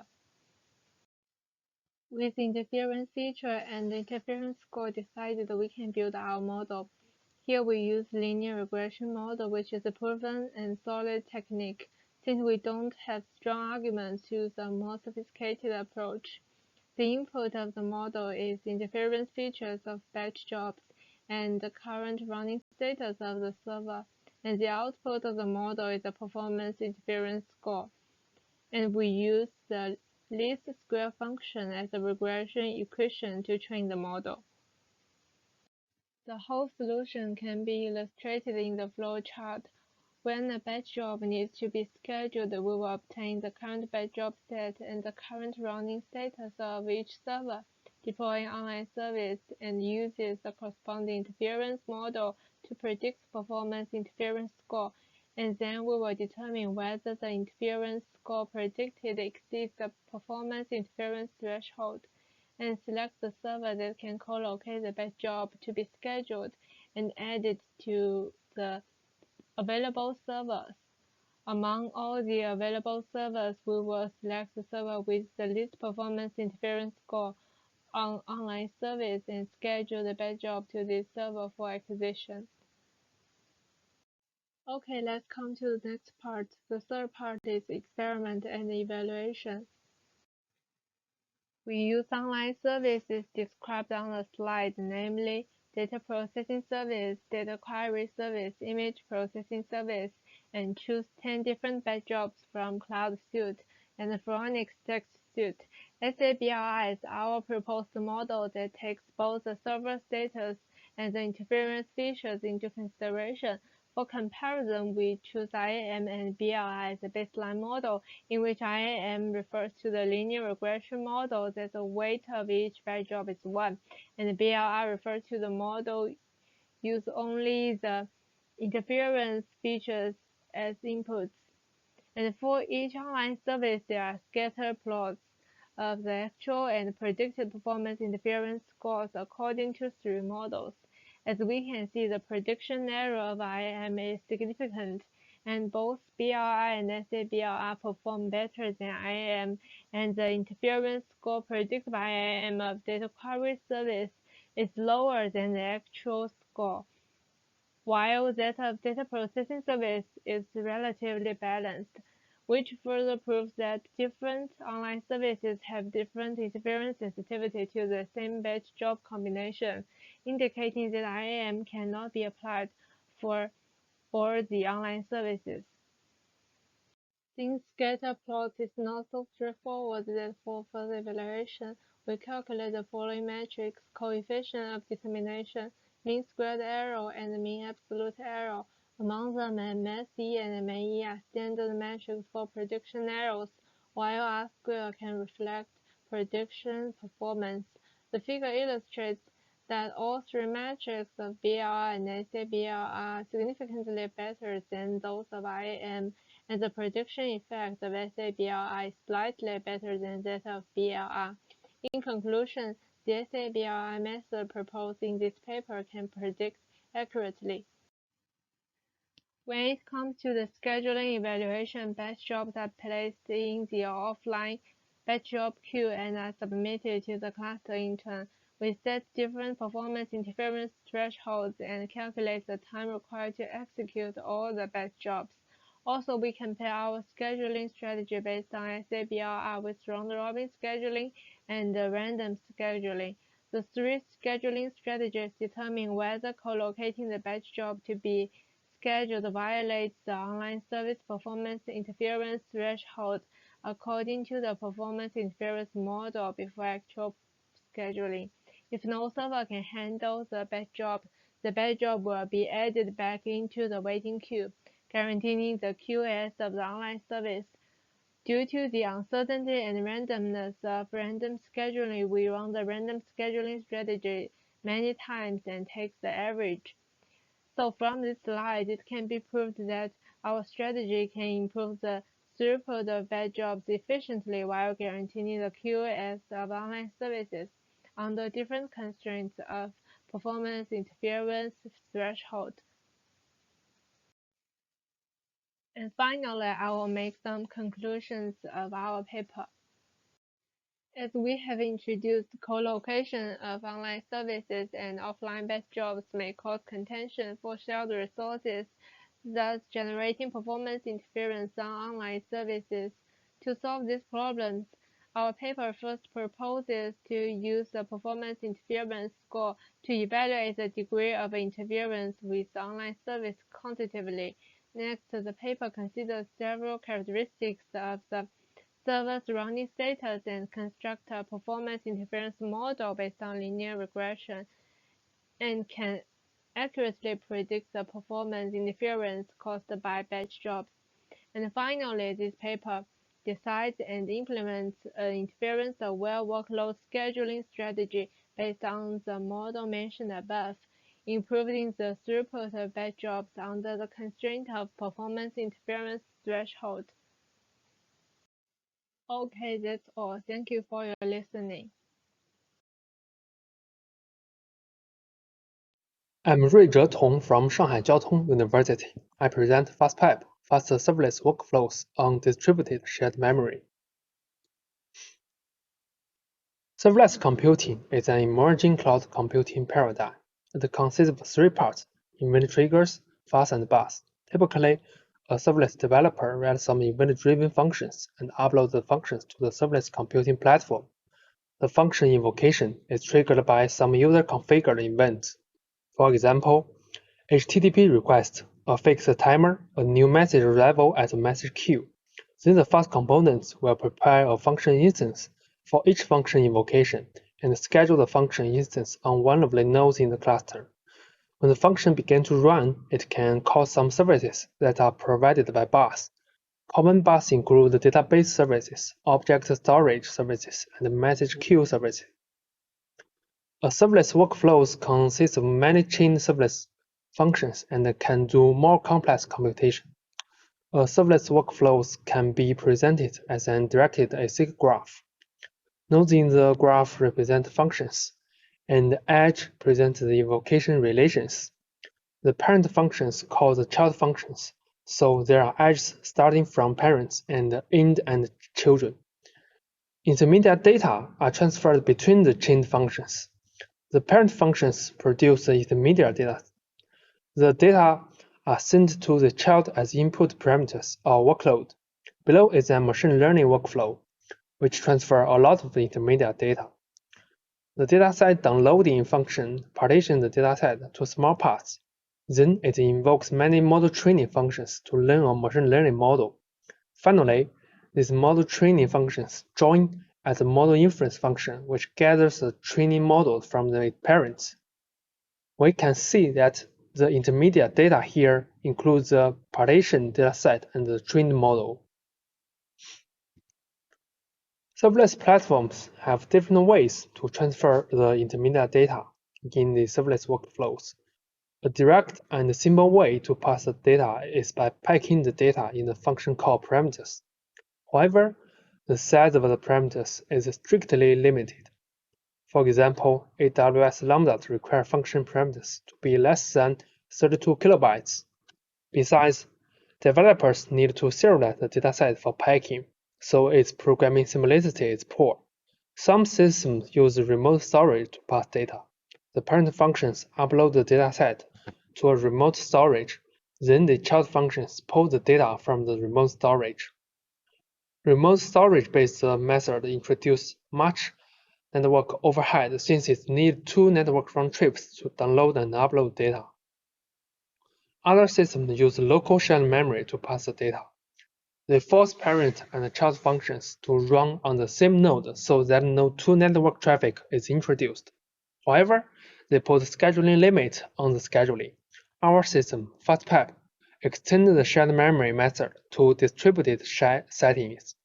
FastPath introduces much less network overhead than a general purpose distributed shared memory system. At the same time, its programming model is friendly to programmers. FastPath provides the PipeFunc programming model to the serverless workflow developers. Workflow in PipeFuncs consists of pipe functions. 3 key APIs are shown here. PipeFunc invoke creates a pipe function with entry func as the entry point and the input data pointer as the input data. The calling pipe functions become the parent functions, and the new pipe functions become the child functions. Input data pointer point to a memory address with the address space of the parent function. Typically, input data pointer point to the intermediate data. The child function visits its input data using the memory access instructions directly through input data pointer. PipeFunc invoke returns a unique identifier of the newly created pipe functions. PipeFunc join blocks and waits for the termination of the pipe functions specified by ID. Only parent functions can call parent PipeFunc join on their children. Upon termination of a child, PipeFunc join returns output data pointer, which is used to pass their output data pointer to their parents. Finally, parent functions use PipeFunc cleanup to reclaim all the resources of their children. Now we will introduce the architecture of FastPath. A single process FastPath runtime runs on each node in the FastPath cluster. It supports the PipeFunc programming model, so developers can write serverless workflows using PipeFunc API. Theoretically, FastPath can be integrated with any serverless platforms. For now, we integrate it with the Fathom serverless platform. Each FastPath runtime comprises 3 core components: the function execution module, the communication endpoint module, and the address space coordination module. Func executor is responsible for initializing software environments for functions and execution of functions. Inside it consists of multiple pipe functions, each running in a dedicated Fastlet sandbox. Besides, Func executors expose the PipeFunc API that is linked to function instance. COM endpoint establish peer-to-peer communication channels to COM endpoint on other nodes, and transfer the intermediate data in the form of memory pages upon the channel in 2 directions, pushing and pulling. AS coordinators on nodes of workflows coordinates the address space allocation-deallocation operations and provide a consistent view of the address space through an distributed locking service. Now I will present how do pipe functions in a workflow share memory. In FastPipe, all pipe functions instances in a workflow instance share memory distributedly, thus they have the same address space. The address space is split into many virtual memory areas. Different VMAs have different access controls. Each function has its own private VMAs. The memory in the private VMAs can be read and write by the owner function. VMAs from other functions are read only to this function. Input or data pointers are simply valid data pointers that point to arbitrary address in the address space. For example, in the figure, the in pointer points to an address in the parent VMA. Child functions inherit the memory view of their parent functions, thus guaranteeing that the input data pointers from parent functions are valid in child functions. As shown in the figure, the parent calls pipfunc_invoke, which takes child func1 as the entry func, and takes in pointer as the input data pointer. After the call is done, the child has the memory view of parent, then it allocates 2 more VMAs. Similarly, the parent spawns 1 more child. This time it takes the child func2 as the entry func, and also the in pointer as the input data pointer. After that, child 2 also allocates an own private VMA. Memory view of parents merge with child memory views when calling pipfunc_join on child in order to validate output data pointers returned by child functions in parameters. As shown in the figure, the parent functions call pipfunc_join on the child function 2 and merge child function 2's output data pointer and its memory view. Similarly, child function 1's output data pointer are also merged. After that, the parent functions can use output data pointer 1 and output data pointer 2 to access the child function returned data. Although not required to provide consistency of memory contents, FastPath still need to coordinate address space operations for pipe functions. Each workflow is assigned a lock, which must be acquired before performing address space operations, and released later. Internally, ES coordinators maintain wait queues to decide the locking orders for pipe functions in the same workflow. Now I will present the full duplex memory transfer of FastPath. Upon the memory view inheritance and merging, a full duplex communication channel is established between the parent function node and the child function node to transfer the memory. The parent pushes the memory and its child pulls the memory. Firstly, the command point on the parent node sends all of its parent VMAs to the child command point, which replicates VMAs to set up the address space for the child. At this time, access to child memory pages is prohibited by configuring the page table, since the contents of these pages are still invalid. Then the parent command point continuously pushes the memory page to the child command point. Upon arrival of a page, the child command point copies contents to the corresponding local pages and restores its access permission. While the pushing phase is going on, the child func executor initializes sandbox for the child pipe functions and begins running the child function. In the page fit fault handler, the faulted page is pulled by the data transfer based on the remote storage peer-to-peer network transfer. This saves network round trips for FastPath. Further, FastPath overlaps in the initialization of the function with the memory transfer, thereby hiding the startup latency. Now I will present the evaluation. We present FastPath based on FASM and conduct the experiments to compare FastPath with FASM, the state-of-the-art serverless platform that uses Redis as a remote storage service to enable distributed intermediate data parsing. We use 2 real-world serverless workflows applications as benchmarks, and the testbed we use is equipped with 28-core Intel Xeon Golden CPUs and 192 GB DDR4 memory, and the Intel i350 1 GB NIC. The distributed word count serverless workflows count the number of words in a large file. In both FastPath and FASM, the latency increases linearly with the number of child since the size of the intermediate data to transfer is proportional to the child number.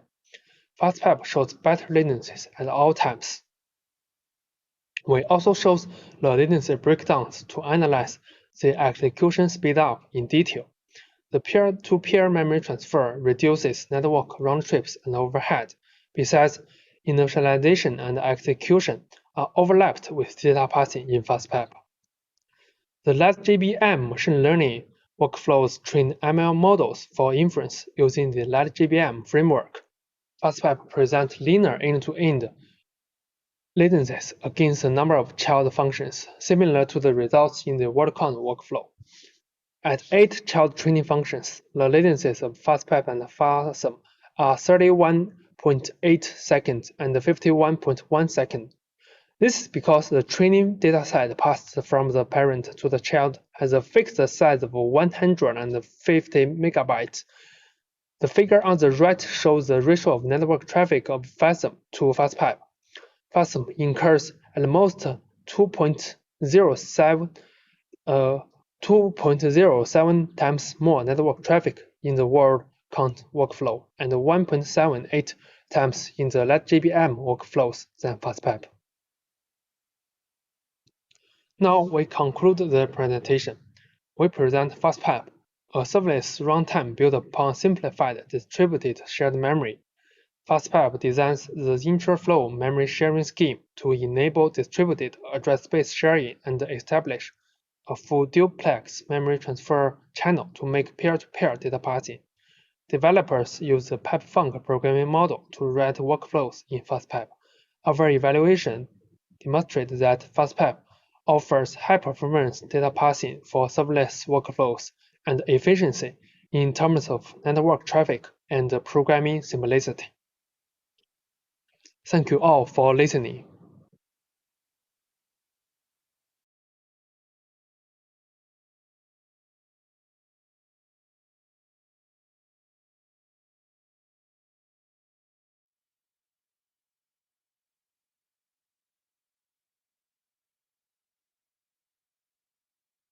Hello everyone, I'm very glad to have this opportunity to attend the conference. My name is Li Mocheng. I'm from National University of Defense Technology. The topic of my presentation is top KML, parallel high-frequency KML counting on distributed memory. We will introduce our work in 4 chapters. They are background, our work introduction, result, and future works. The first is our background. KML counting originates from the need of genomics for data processing. The second generation sequence counts provide up to terabyte-sized datasets. Each piece of data is a sequence of a few hundred bases, which are A, C, G, T, and stored in character. KML is generated from this, and it's generated through a sizing window with length k, one for each step moved. KML is characterized by the ability to link data from different sequences together by overlaps between two. Most genomic data analysis software applies this structure because KML has the ability to link different sequences together by identifying the associations between different KML through overlaps. KML counting consists of 2 steps, the generation and storage. The fundamental purpose of KML counting is to provide support for the downstream algorithms, taking the 2 most classical areas as examples, the genome assembly and genome linkage. Assembly algorithm assembles by traversing the breeding graph composed of KML, and the genome linkage searches for the original sequence by KML to find the mutations. There are 2 mainstream KML counting algorithms, which are hash table-based and filter-based. The former one achieves high computational efficiency by implementing a high-performance hash table. The figure shows Robin Hood hashing. It stores data sequentially if it hashes to the same location. By this method, it implements a cache-friendly hash table.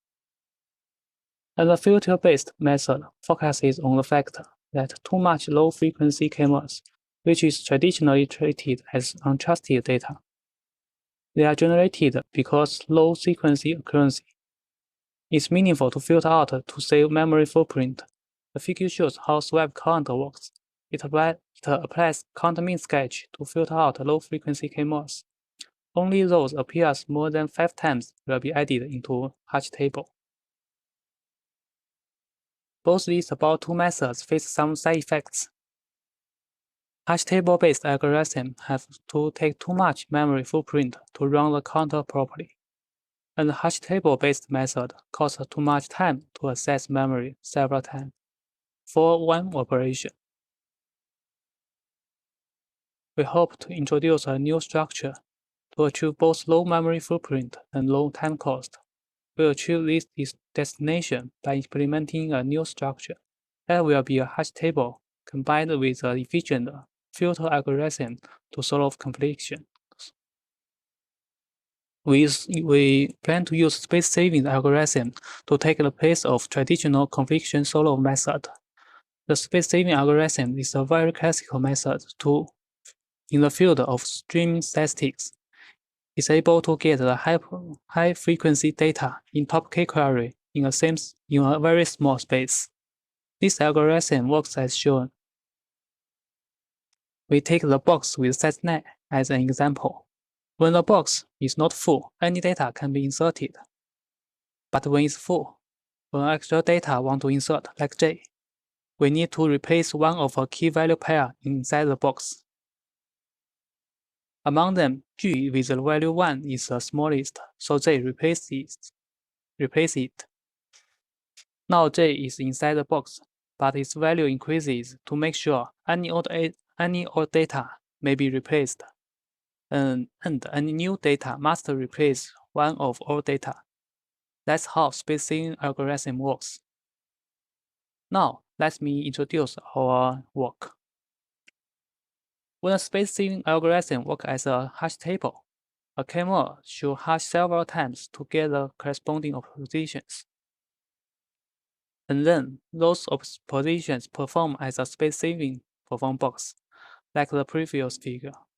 But there is still a problem. If we want to have a box with size 9, all keywords need to hash 9 times, which is time costing, so it's important to save the computational overhead. For example, we construct 3-layer hash table.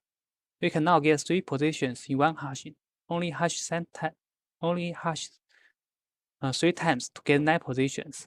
This figure is exactly shown in our paper. The structure can also make memory access more compact to improve cache hit rates. The workflow of Tokema is shown in the figure, which is an improvement from Kema index. It's a mixed parallel workflow of processes and threads. We optimize it from the Kema index. The communication of Tianhe 2A is a tree-shaped bidirectional high bandwidth network.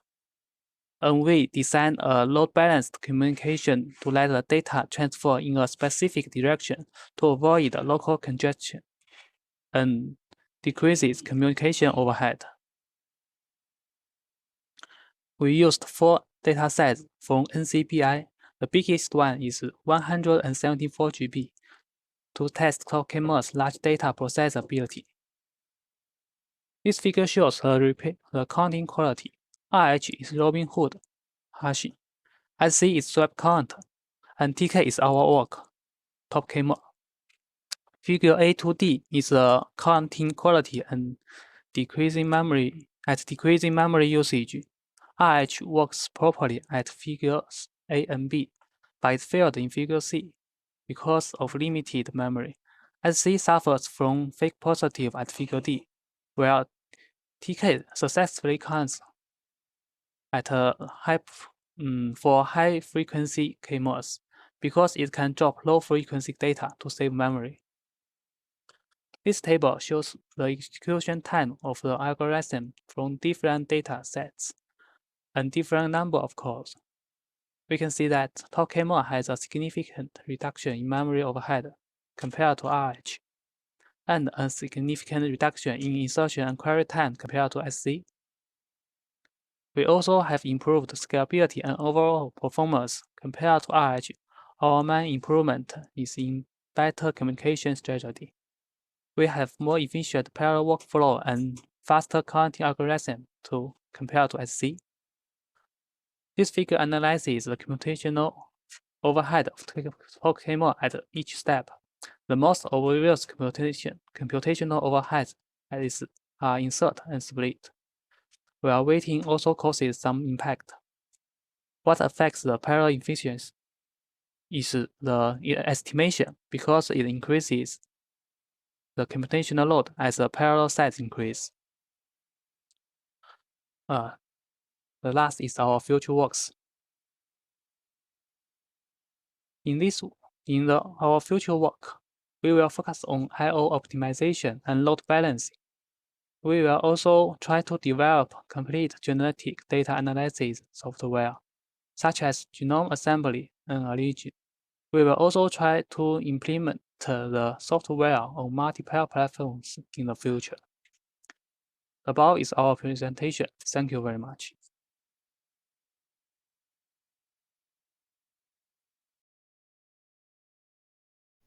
Good afternoon, everyone. Welcome to Season 5, Emerging Applications. This is Xinwan Wang from College of Computer Science and Technology, Jilin University. We have 4 papers to present in this season. I'm going to introduce these papers and their reporters briefly. The first paper is titled DLC, an optimization framework for full-state quantum simulation. The reporter is Zhi Kaiqin from College of Computer in National University of Defense Technology. The second paper is titled Approximation Algorithms for Reliability-Aware Maximum VOI on EUV-aided data collections. And the reporter is Hao Guo from College of Computer Science and Technology, Jilin University. The third paper is titled CCSBD, a cost control system based on blockchain and DRG mechanism. And the reporter is Weiqi Dai from National Engineering Research Center for Big Data, Technology and System, Services Computing Technology and System Lab. The last paper of this season is titled Number of UAVs and Mission Completion Time Minimization in Multi-UAV-Enabled IoT Networks. And the reporter is Xinxia Gao from School of Information Science and Engineering, Shandong Normal University. Let's welcome the reporters to present their papers, and we will welcome questions after that. Thank you.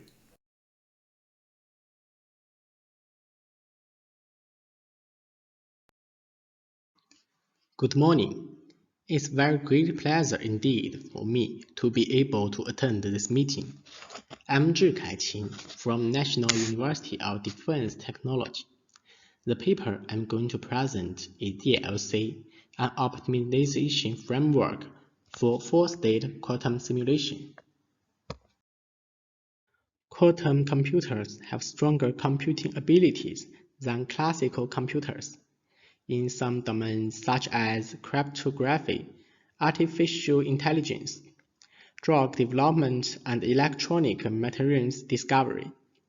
However, to release a quantum computer is still difficult, and so simulating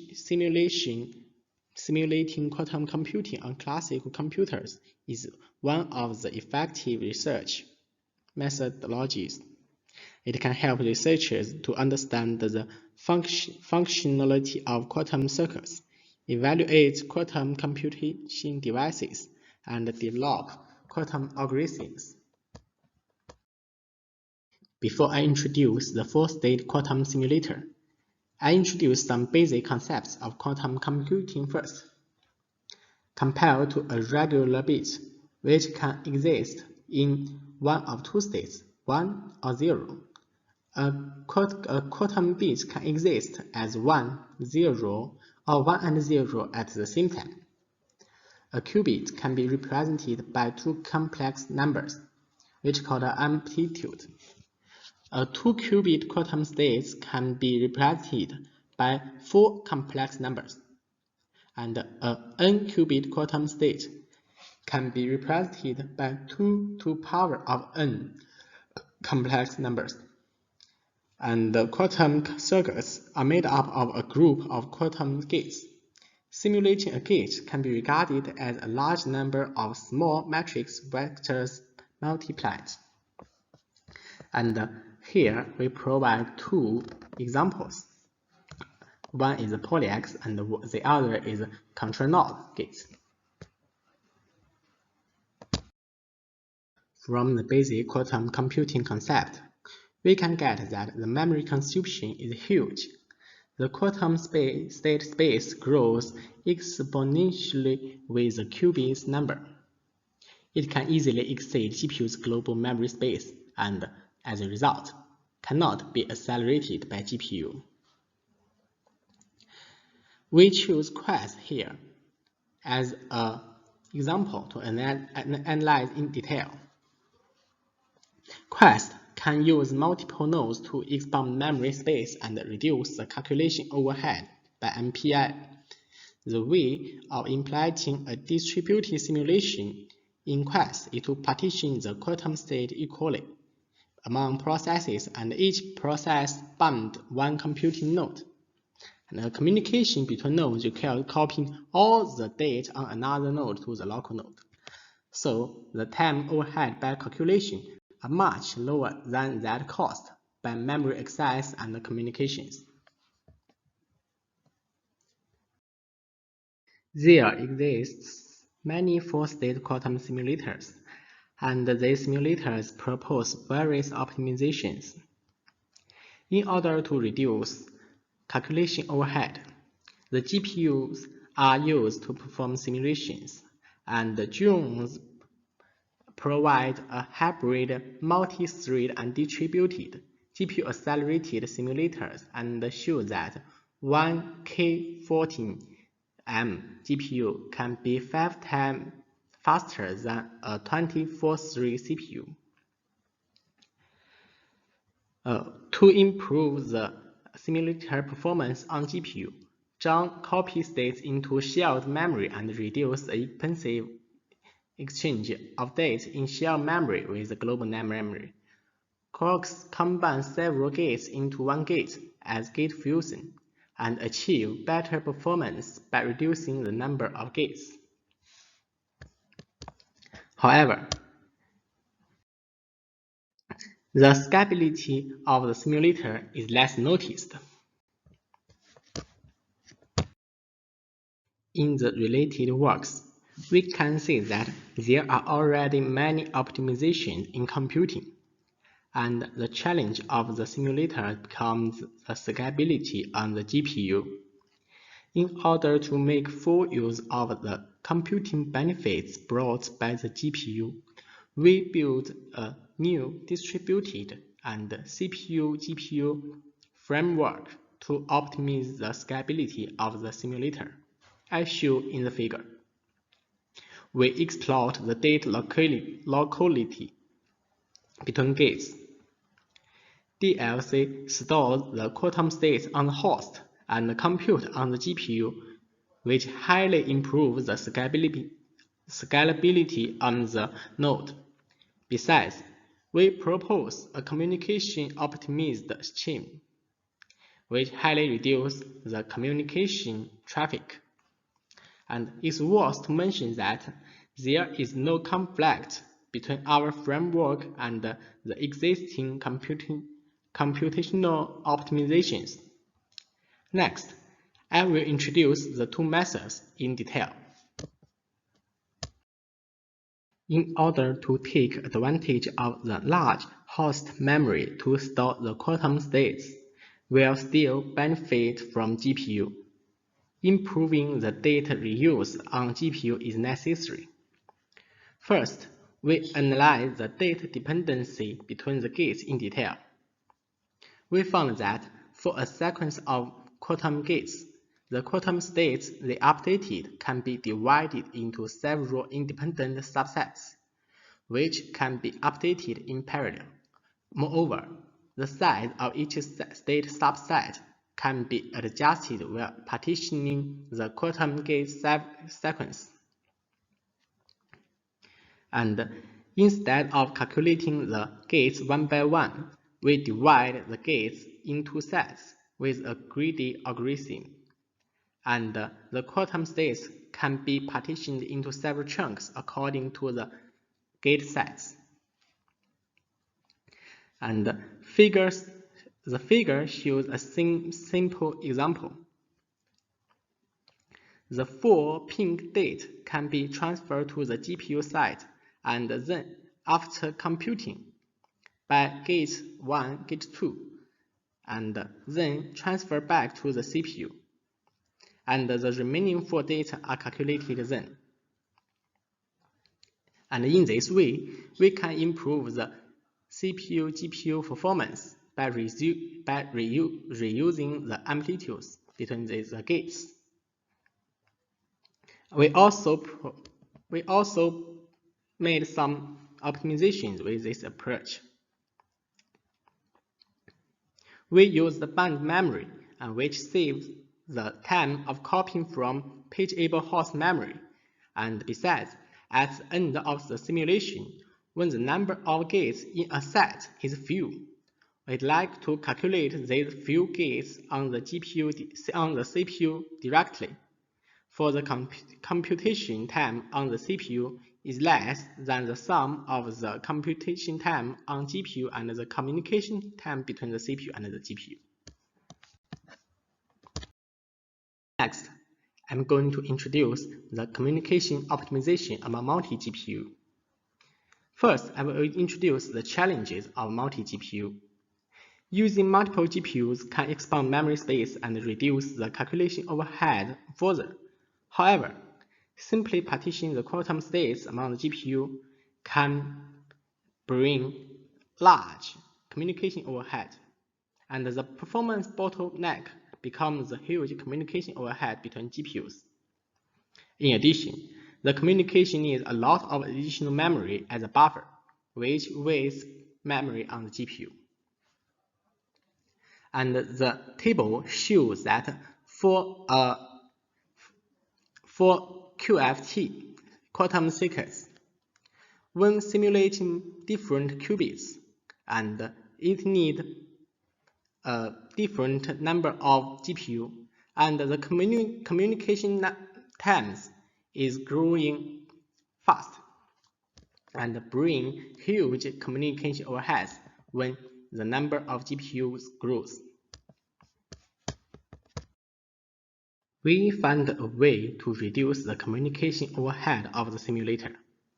For a set of gates, the quantum states can be partitioned into several unrelated chunks. We can assign a chunk to each GPU so that there is no communication while simulating a set of gates. After finishing the simulation of a set of gates, we dynamically change the data layout.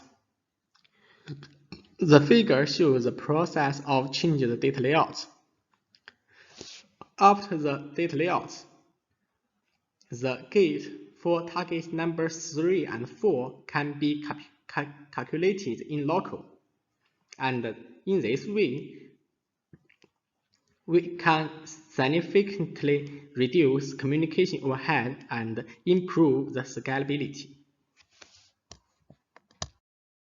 We also do some optimizations in this method. We traverse the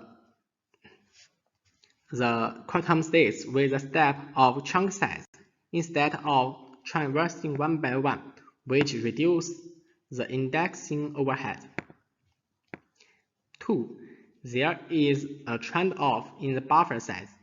A small buffer can save more memory on GPU, where a large buffer can improve the efficiency of communication.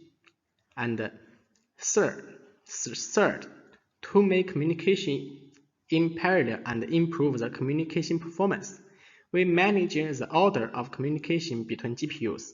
And the GPU direct RDMA is also used to reduce communication latency. We evaluate our stream on a small cluster, and we have 4 computation nodes, and each node have 2 A100 GPU. And the environment setup is in the table. Here, I introduce the performance on single node. According to the configuration of our node, one GPU can hold at most 31 qubits. The two figures show the simulation time and the speed up of DLC. The performance of Quest is used as a baseline. Without DLC, quantum circuits with more than 31 qubits cannot be simulated on one GPU.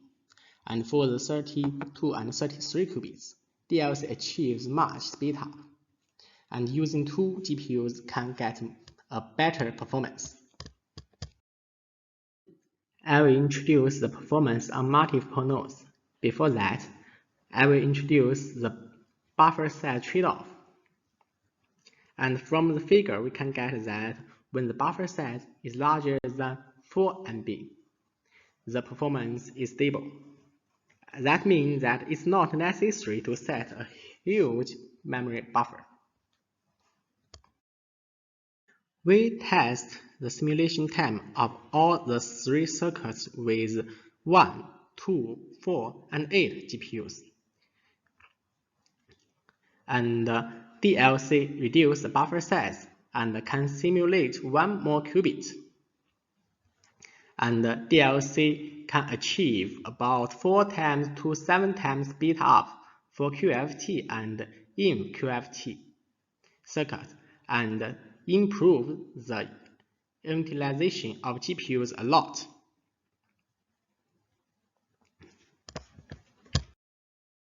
Finally, we do a conclusion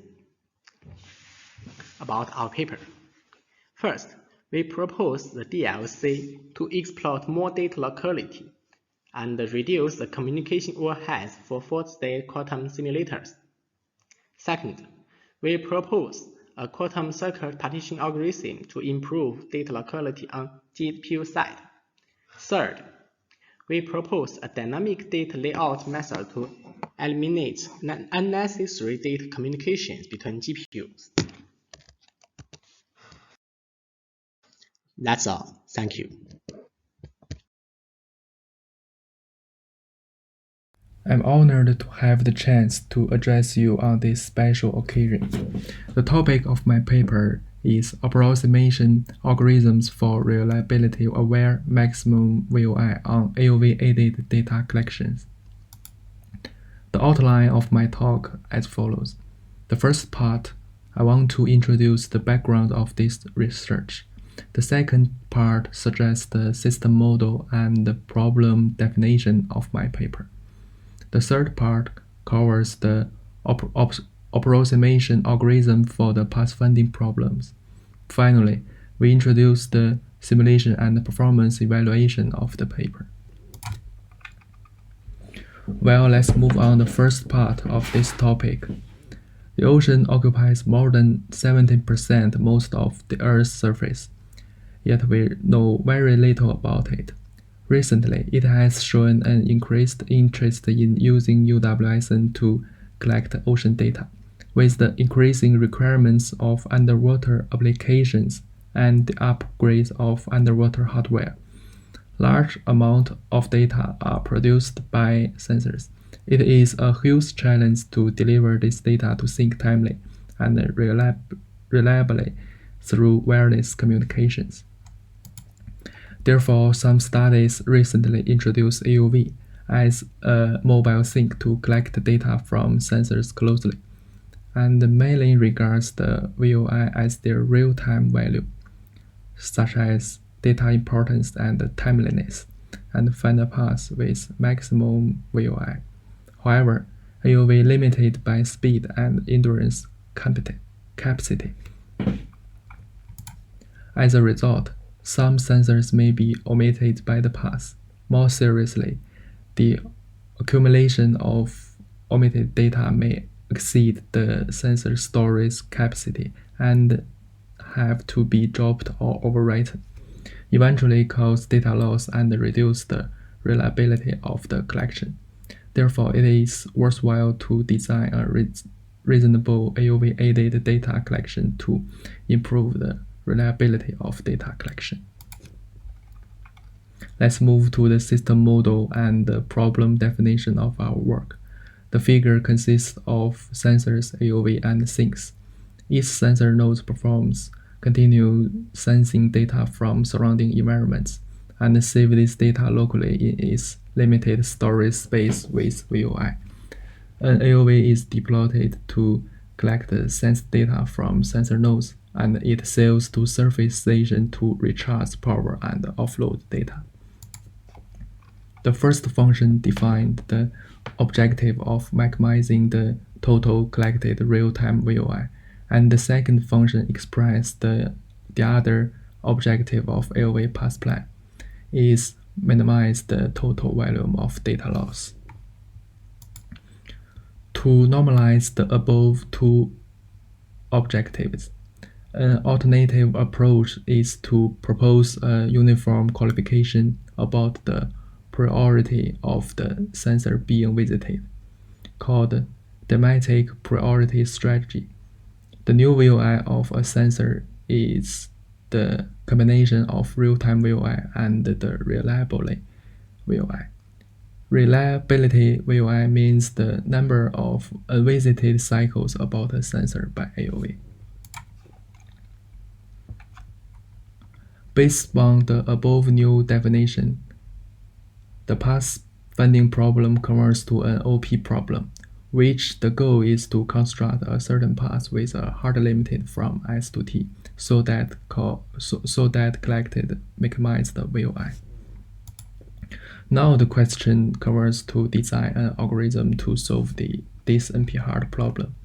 In the first case, the real-time VOI will not decay with time. Based on the mean access algorithm, we first guess the best VOI pi p, and then for each pairs of xy, use the mean access algorithm to construct the path p with at least pi p divided by beta, where access means the differences between the length of the path between two nodes and the straight line distance between the two nodes. Finally, find the best xy, construct a path directly from S to X, and then a long path P to Y to T. The total length is less to D, and collected VOI at least pi p divided by beta. As for the case that real-time VOI will decay with time, the shortest path AOV travel to each node is from S to them. That is, after decay, the upper bound of VOI from each node is the first function. For the same reason, the lower bound of VOI assumes the node is at the end of the path P, as shown in the second function. Next, assume node X is on the optimal path. Use main access algorithm from S to T, then from X directly to T. VOI will be at least row P. Then we design algorithm 2 for the pathfinding problem with real-time VOI decay. First, we calculate the access of the best path by using function 1. Next, we guess the best node X on path P with access less than function 2. Then we guess the VOI collected by S to X along path P. Finally, we use main access algorithm from S to each node and let VOI larger than K. Find the best node X and path P. Construct the path from S to X along path P and directly to T. After deducation, the best approximation factor of the two algorithms is here. Include the case real-time VOI of each node with decay and without decay. Now let's move to the simulation and performance evaluation. These three figures show the total real-time VOI collected by different algorithms. And the two figures show the total data loss generated by different algorithms. Simulations results shows that our approximation algorithm collect will at least 76% of the OPT algorithm and effectively reduce data loss. Thanks for your attention.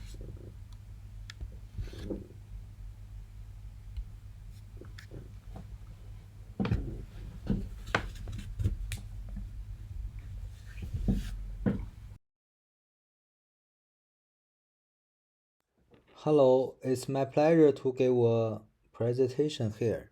My report is about a cost control system based on blockchain and DRG mechanism.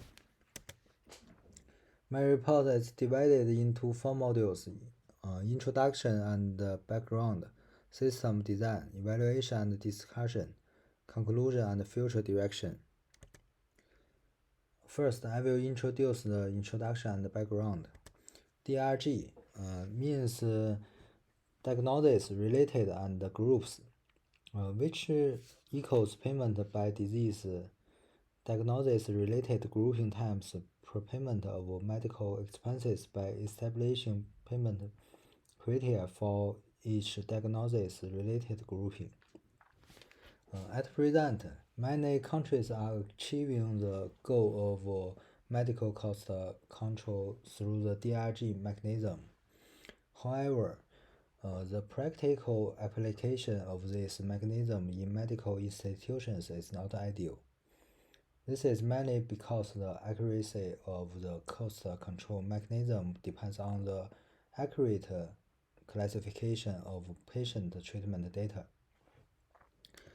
For the problem of precious classification decision making, the process lacks a reasonable evaluation of the factors affecting classification, so it is unable to accurately extract the classification feature indicators, which leads to the unreasonable structure of the final disease group.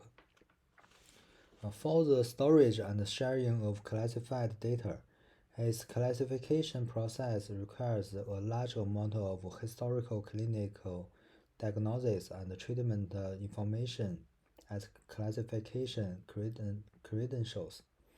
However, at present, there is no reliable sharing of clinical information management data across hospitals. Not only is the data quality not high, but also the security and consistency of data attributes in medical scenarios cannot be guaranteed.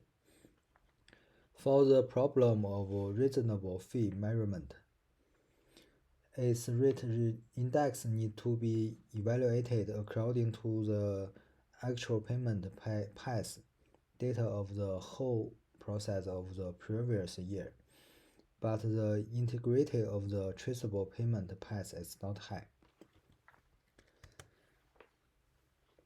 Therefore, it is of practical significance to design and implement a classification and rate prediction model with improved accuracy to achieve accurate cost control. And we have made the following contributions to the above problems. In part 2, system design. Here is an overview of the system. Every physical entity in the system that joins the blockchain network becomes a peer in the blockchain network. Each node has different functions.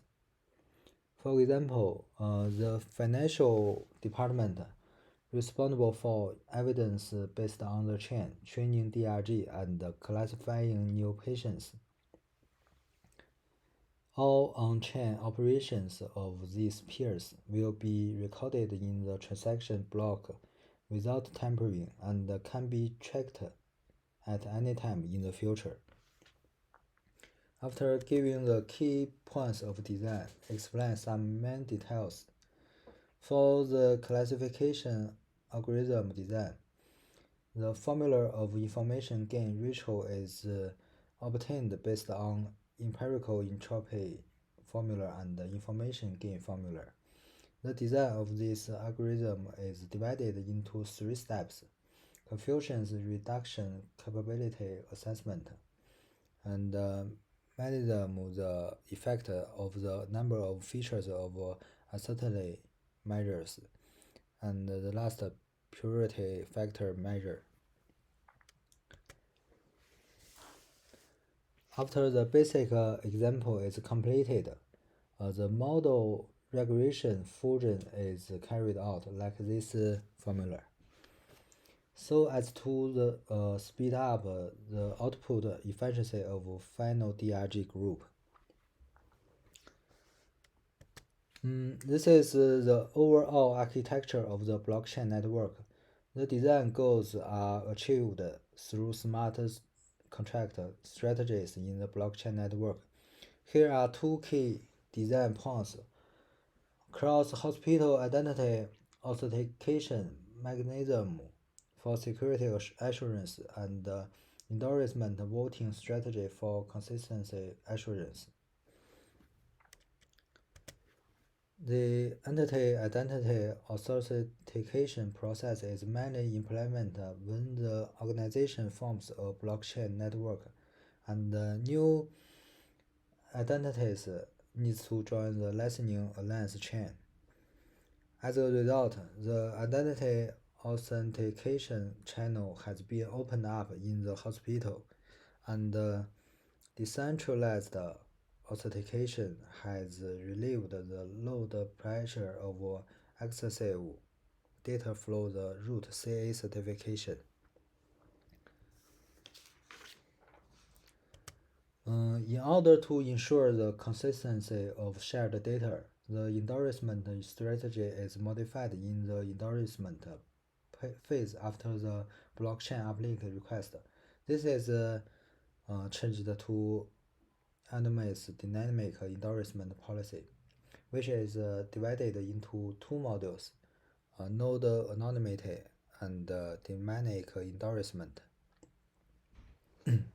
The dynamic endorsement process and exceptions shown in the figure show that when some node conscious fails due to the exceptions, the flexibility can be updated to change the endorsement area, and the system has good recoverability.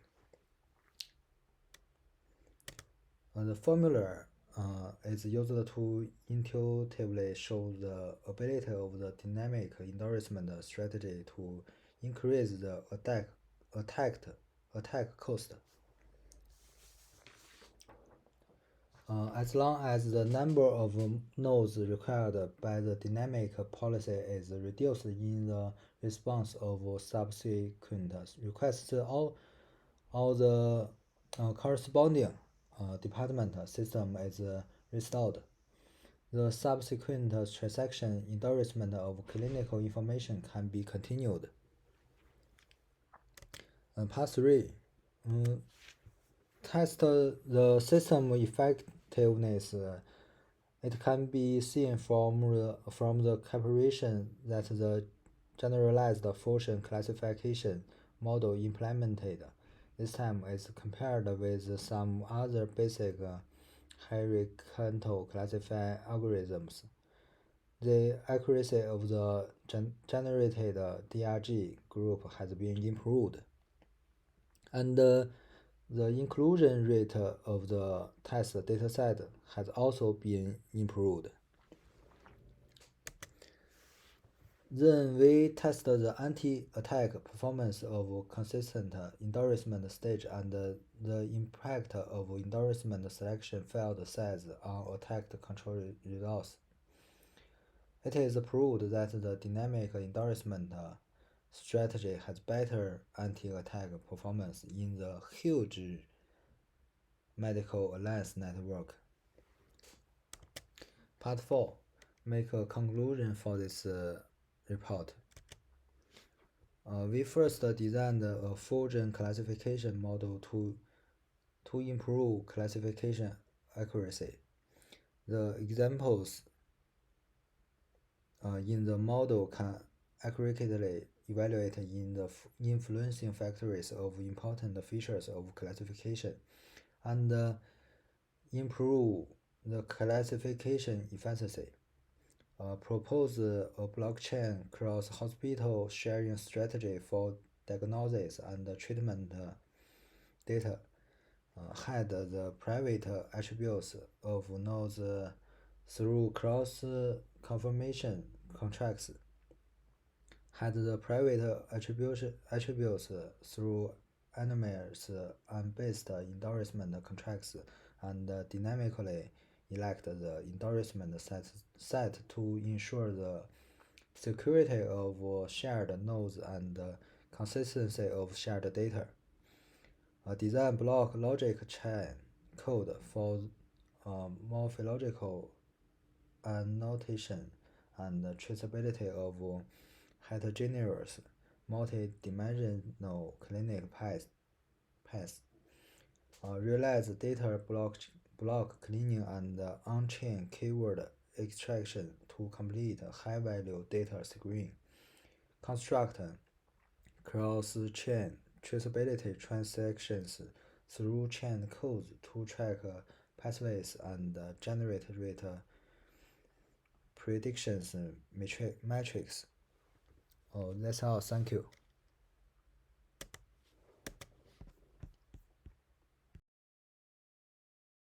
Everyone, my paper's title is Number of UAVs and Mission Completion Time Minimization in Multi-UAV About IoT Networks.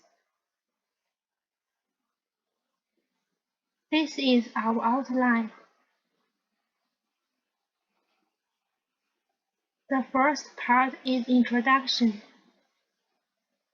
The Internet of Things plays an important role in mobile detection application scenarios. In these IoT networks, many ground IoT devices are deployed in areas to monitor information. The wide distribution and diverse demands of GIDs have also brought new challenges about the data collection in the IoT networks. Fortunately, unmanned aerial vehicle plays an important role in the communication network associated with GIDs because of its mobility and flexibility.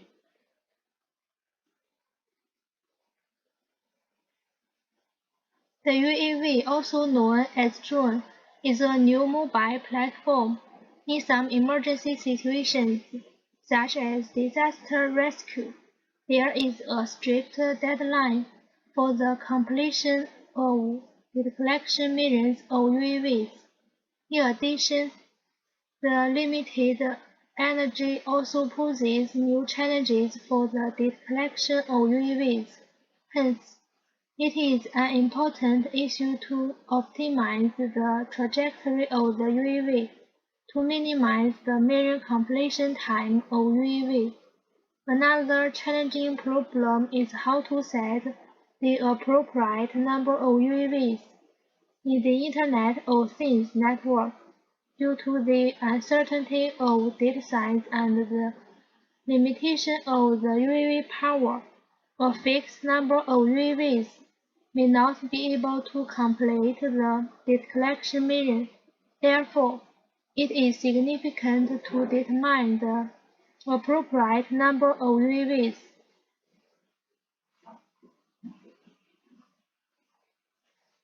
We studied about two challenges.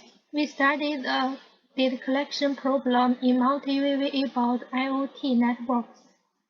To meet the needs of shortening the maximum mission completion time of UAVs and reducing network costs, we jointly optimized the mission allocation, origin location, and trajectory of UAVs to minimize the number of UAVs and the maximum mission completion time. The main contributions of this paper are summarized as follows. First, considering the energy budget of the UAV and the association between the UAV and the GID, we formulate the problem for data collection in multi-UAV-enabled IoT networks. Our goal is to minimize the number of UAVs and the maximum million completion time.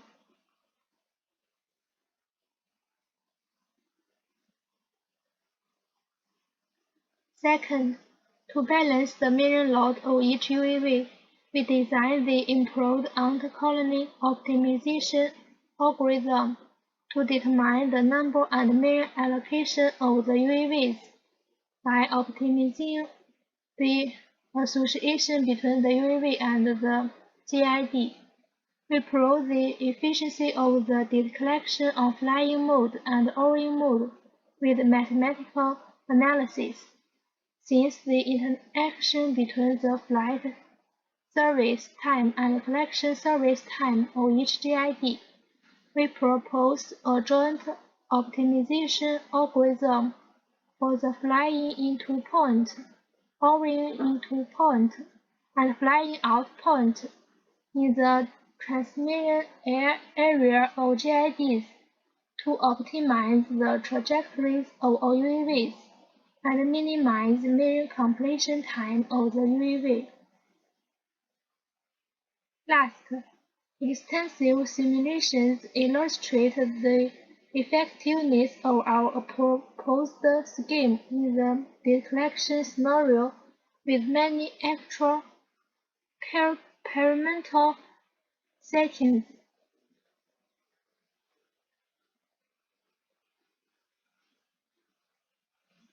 This part is system model. As shown in Figure 1, we consider a wireless communication network with multiple UAVs for data collection.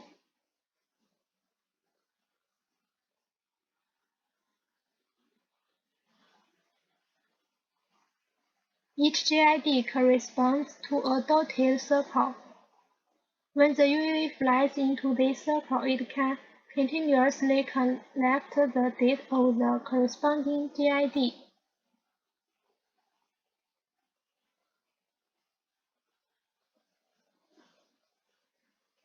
The million completion time of a single UAV is the sum of all flight time and data collection time on its trajectory.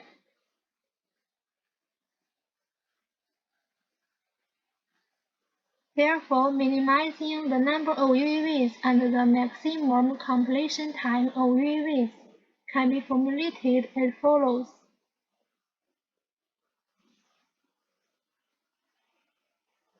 This part is algorithm design. In this section, we will optimize the problem. First, optimization of UAV number and million allocation. Second, joint optimization of flight time and data collection time of UAV.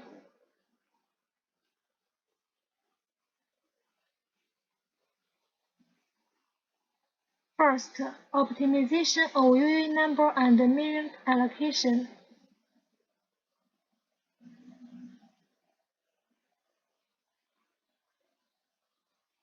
We propose an improved ant-colony optimization algorithm to obtain the optimal solution of problem. The first part is to find the allocation sequence of each UAV. The second part of this algorithm is to optimize the number of UAVs. The main steps in this section are summarized as follows.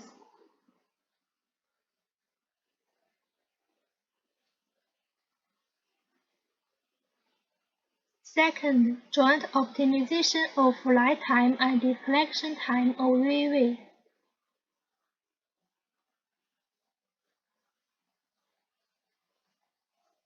We redefine the total million completion time of the UAV on the predetermined trajectory as follows.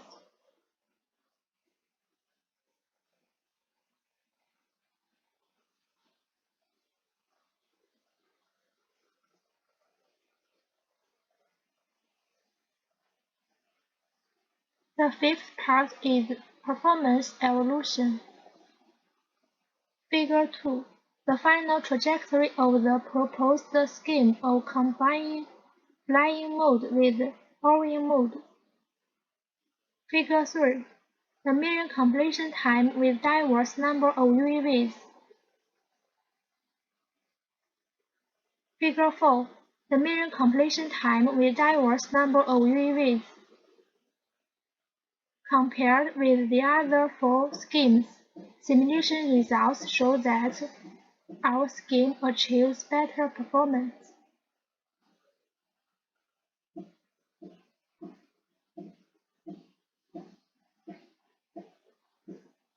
The last part is conclusion.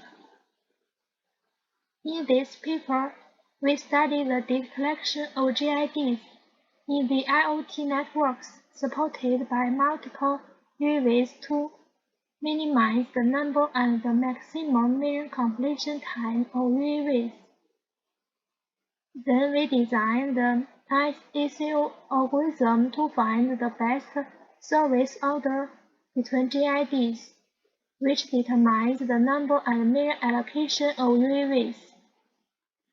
Since the interaction between the flight service time and the collection service time of various GIDs, we propose the GeoATC algorithm for the flying into point, or-in point, and flying out point in the transmission area of GIDs to minimize the number and the maximum million completion time of UAVs. Experimental results show that our scheme achieves better results in minimizing the number and the maximum million completion time of UAVs.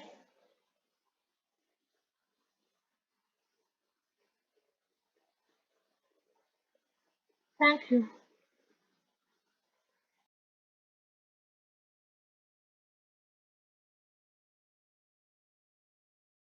Everyone, with that, we have concluded this year's NPC conference. We have covered topics in computer architecture, deep learning, storage and I/O, cloud computing, as well as emerging applications.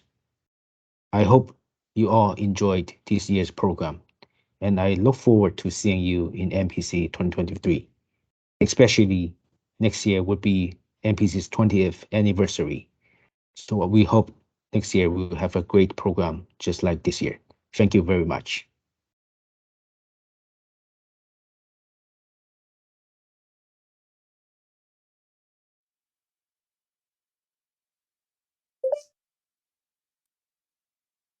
Ladies and gentlemen, good afternoon. I'm Mei Xiaohui from Jilin University, China, the program co-chair of NPC 2022. Many thanks to all authors for your excellent presentations. The NPC 2022 conference has come to an end. Although, due to the current COVID-19 pandemic, we cannot meet in person, we use the conference as a forum to share and discuss our research progresses. The conference is very successful. It contains 5 sessions of 23 regular paper presentations and 8 short paper posters. The conference reports and discusses the current situations and the development trends of distributed and parallel computing. All the presentations were very illuminating and informative. We all hope to maintain close contact and cooperation with each other in future research on distributed and high-performance computers and big data systems. Please accept my congratulations on a successful conference. As the Peace Chair of NPC 2022, I would like to express my sincere gratitude again. Firstly, I would like to thank all authors, presenters, and attendees. Without you, the conference would not be successful. I would like to thank the Program Co-Chair Liu Shaoshan, Publicity Chair Yang Bo, Publication Chair Che Xiangjiu, Web Chair Yue Hengshan, Finance Chair Jiang Congfeng, and all the PC members and other colleagues that made the conference possible in such difficult situation. I would like to thank the sponsors and our cooperative partner, HBE Computer Society, Technical Committee on Parallel Processing, and the Technical Committee on Cloud Computing, and Springer as well. Thanks to CCF and NPC China for co-organizing the conference. And last but not least, I would like to thank the General Co-Chairs, Crystal Serin, Zheng Weimin, and Professor Jin Hai for the overall organizing and supporting. And last, I hope we will meet again next year in NPC 2023. Thank you.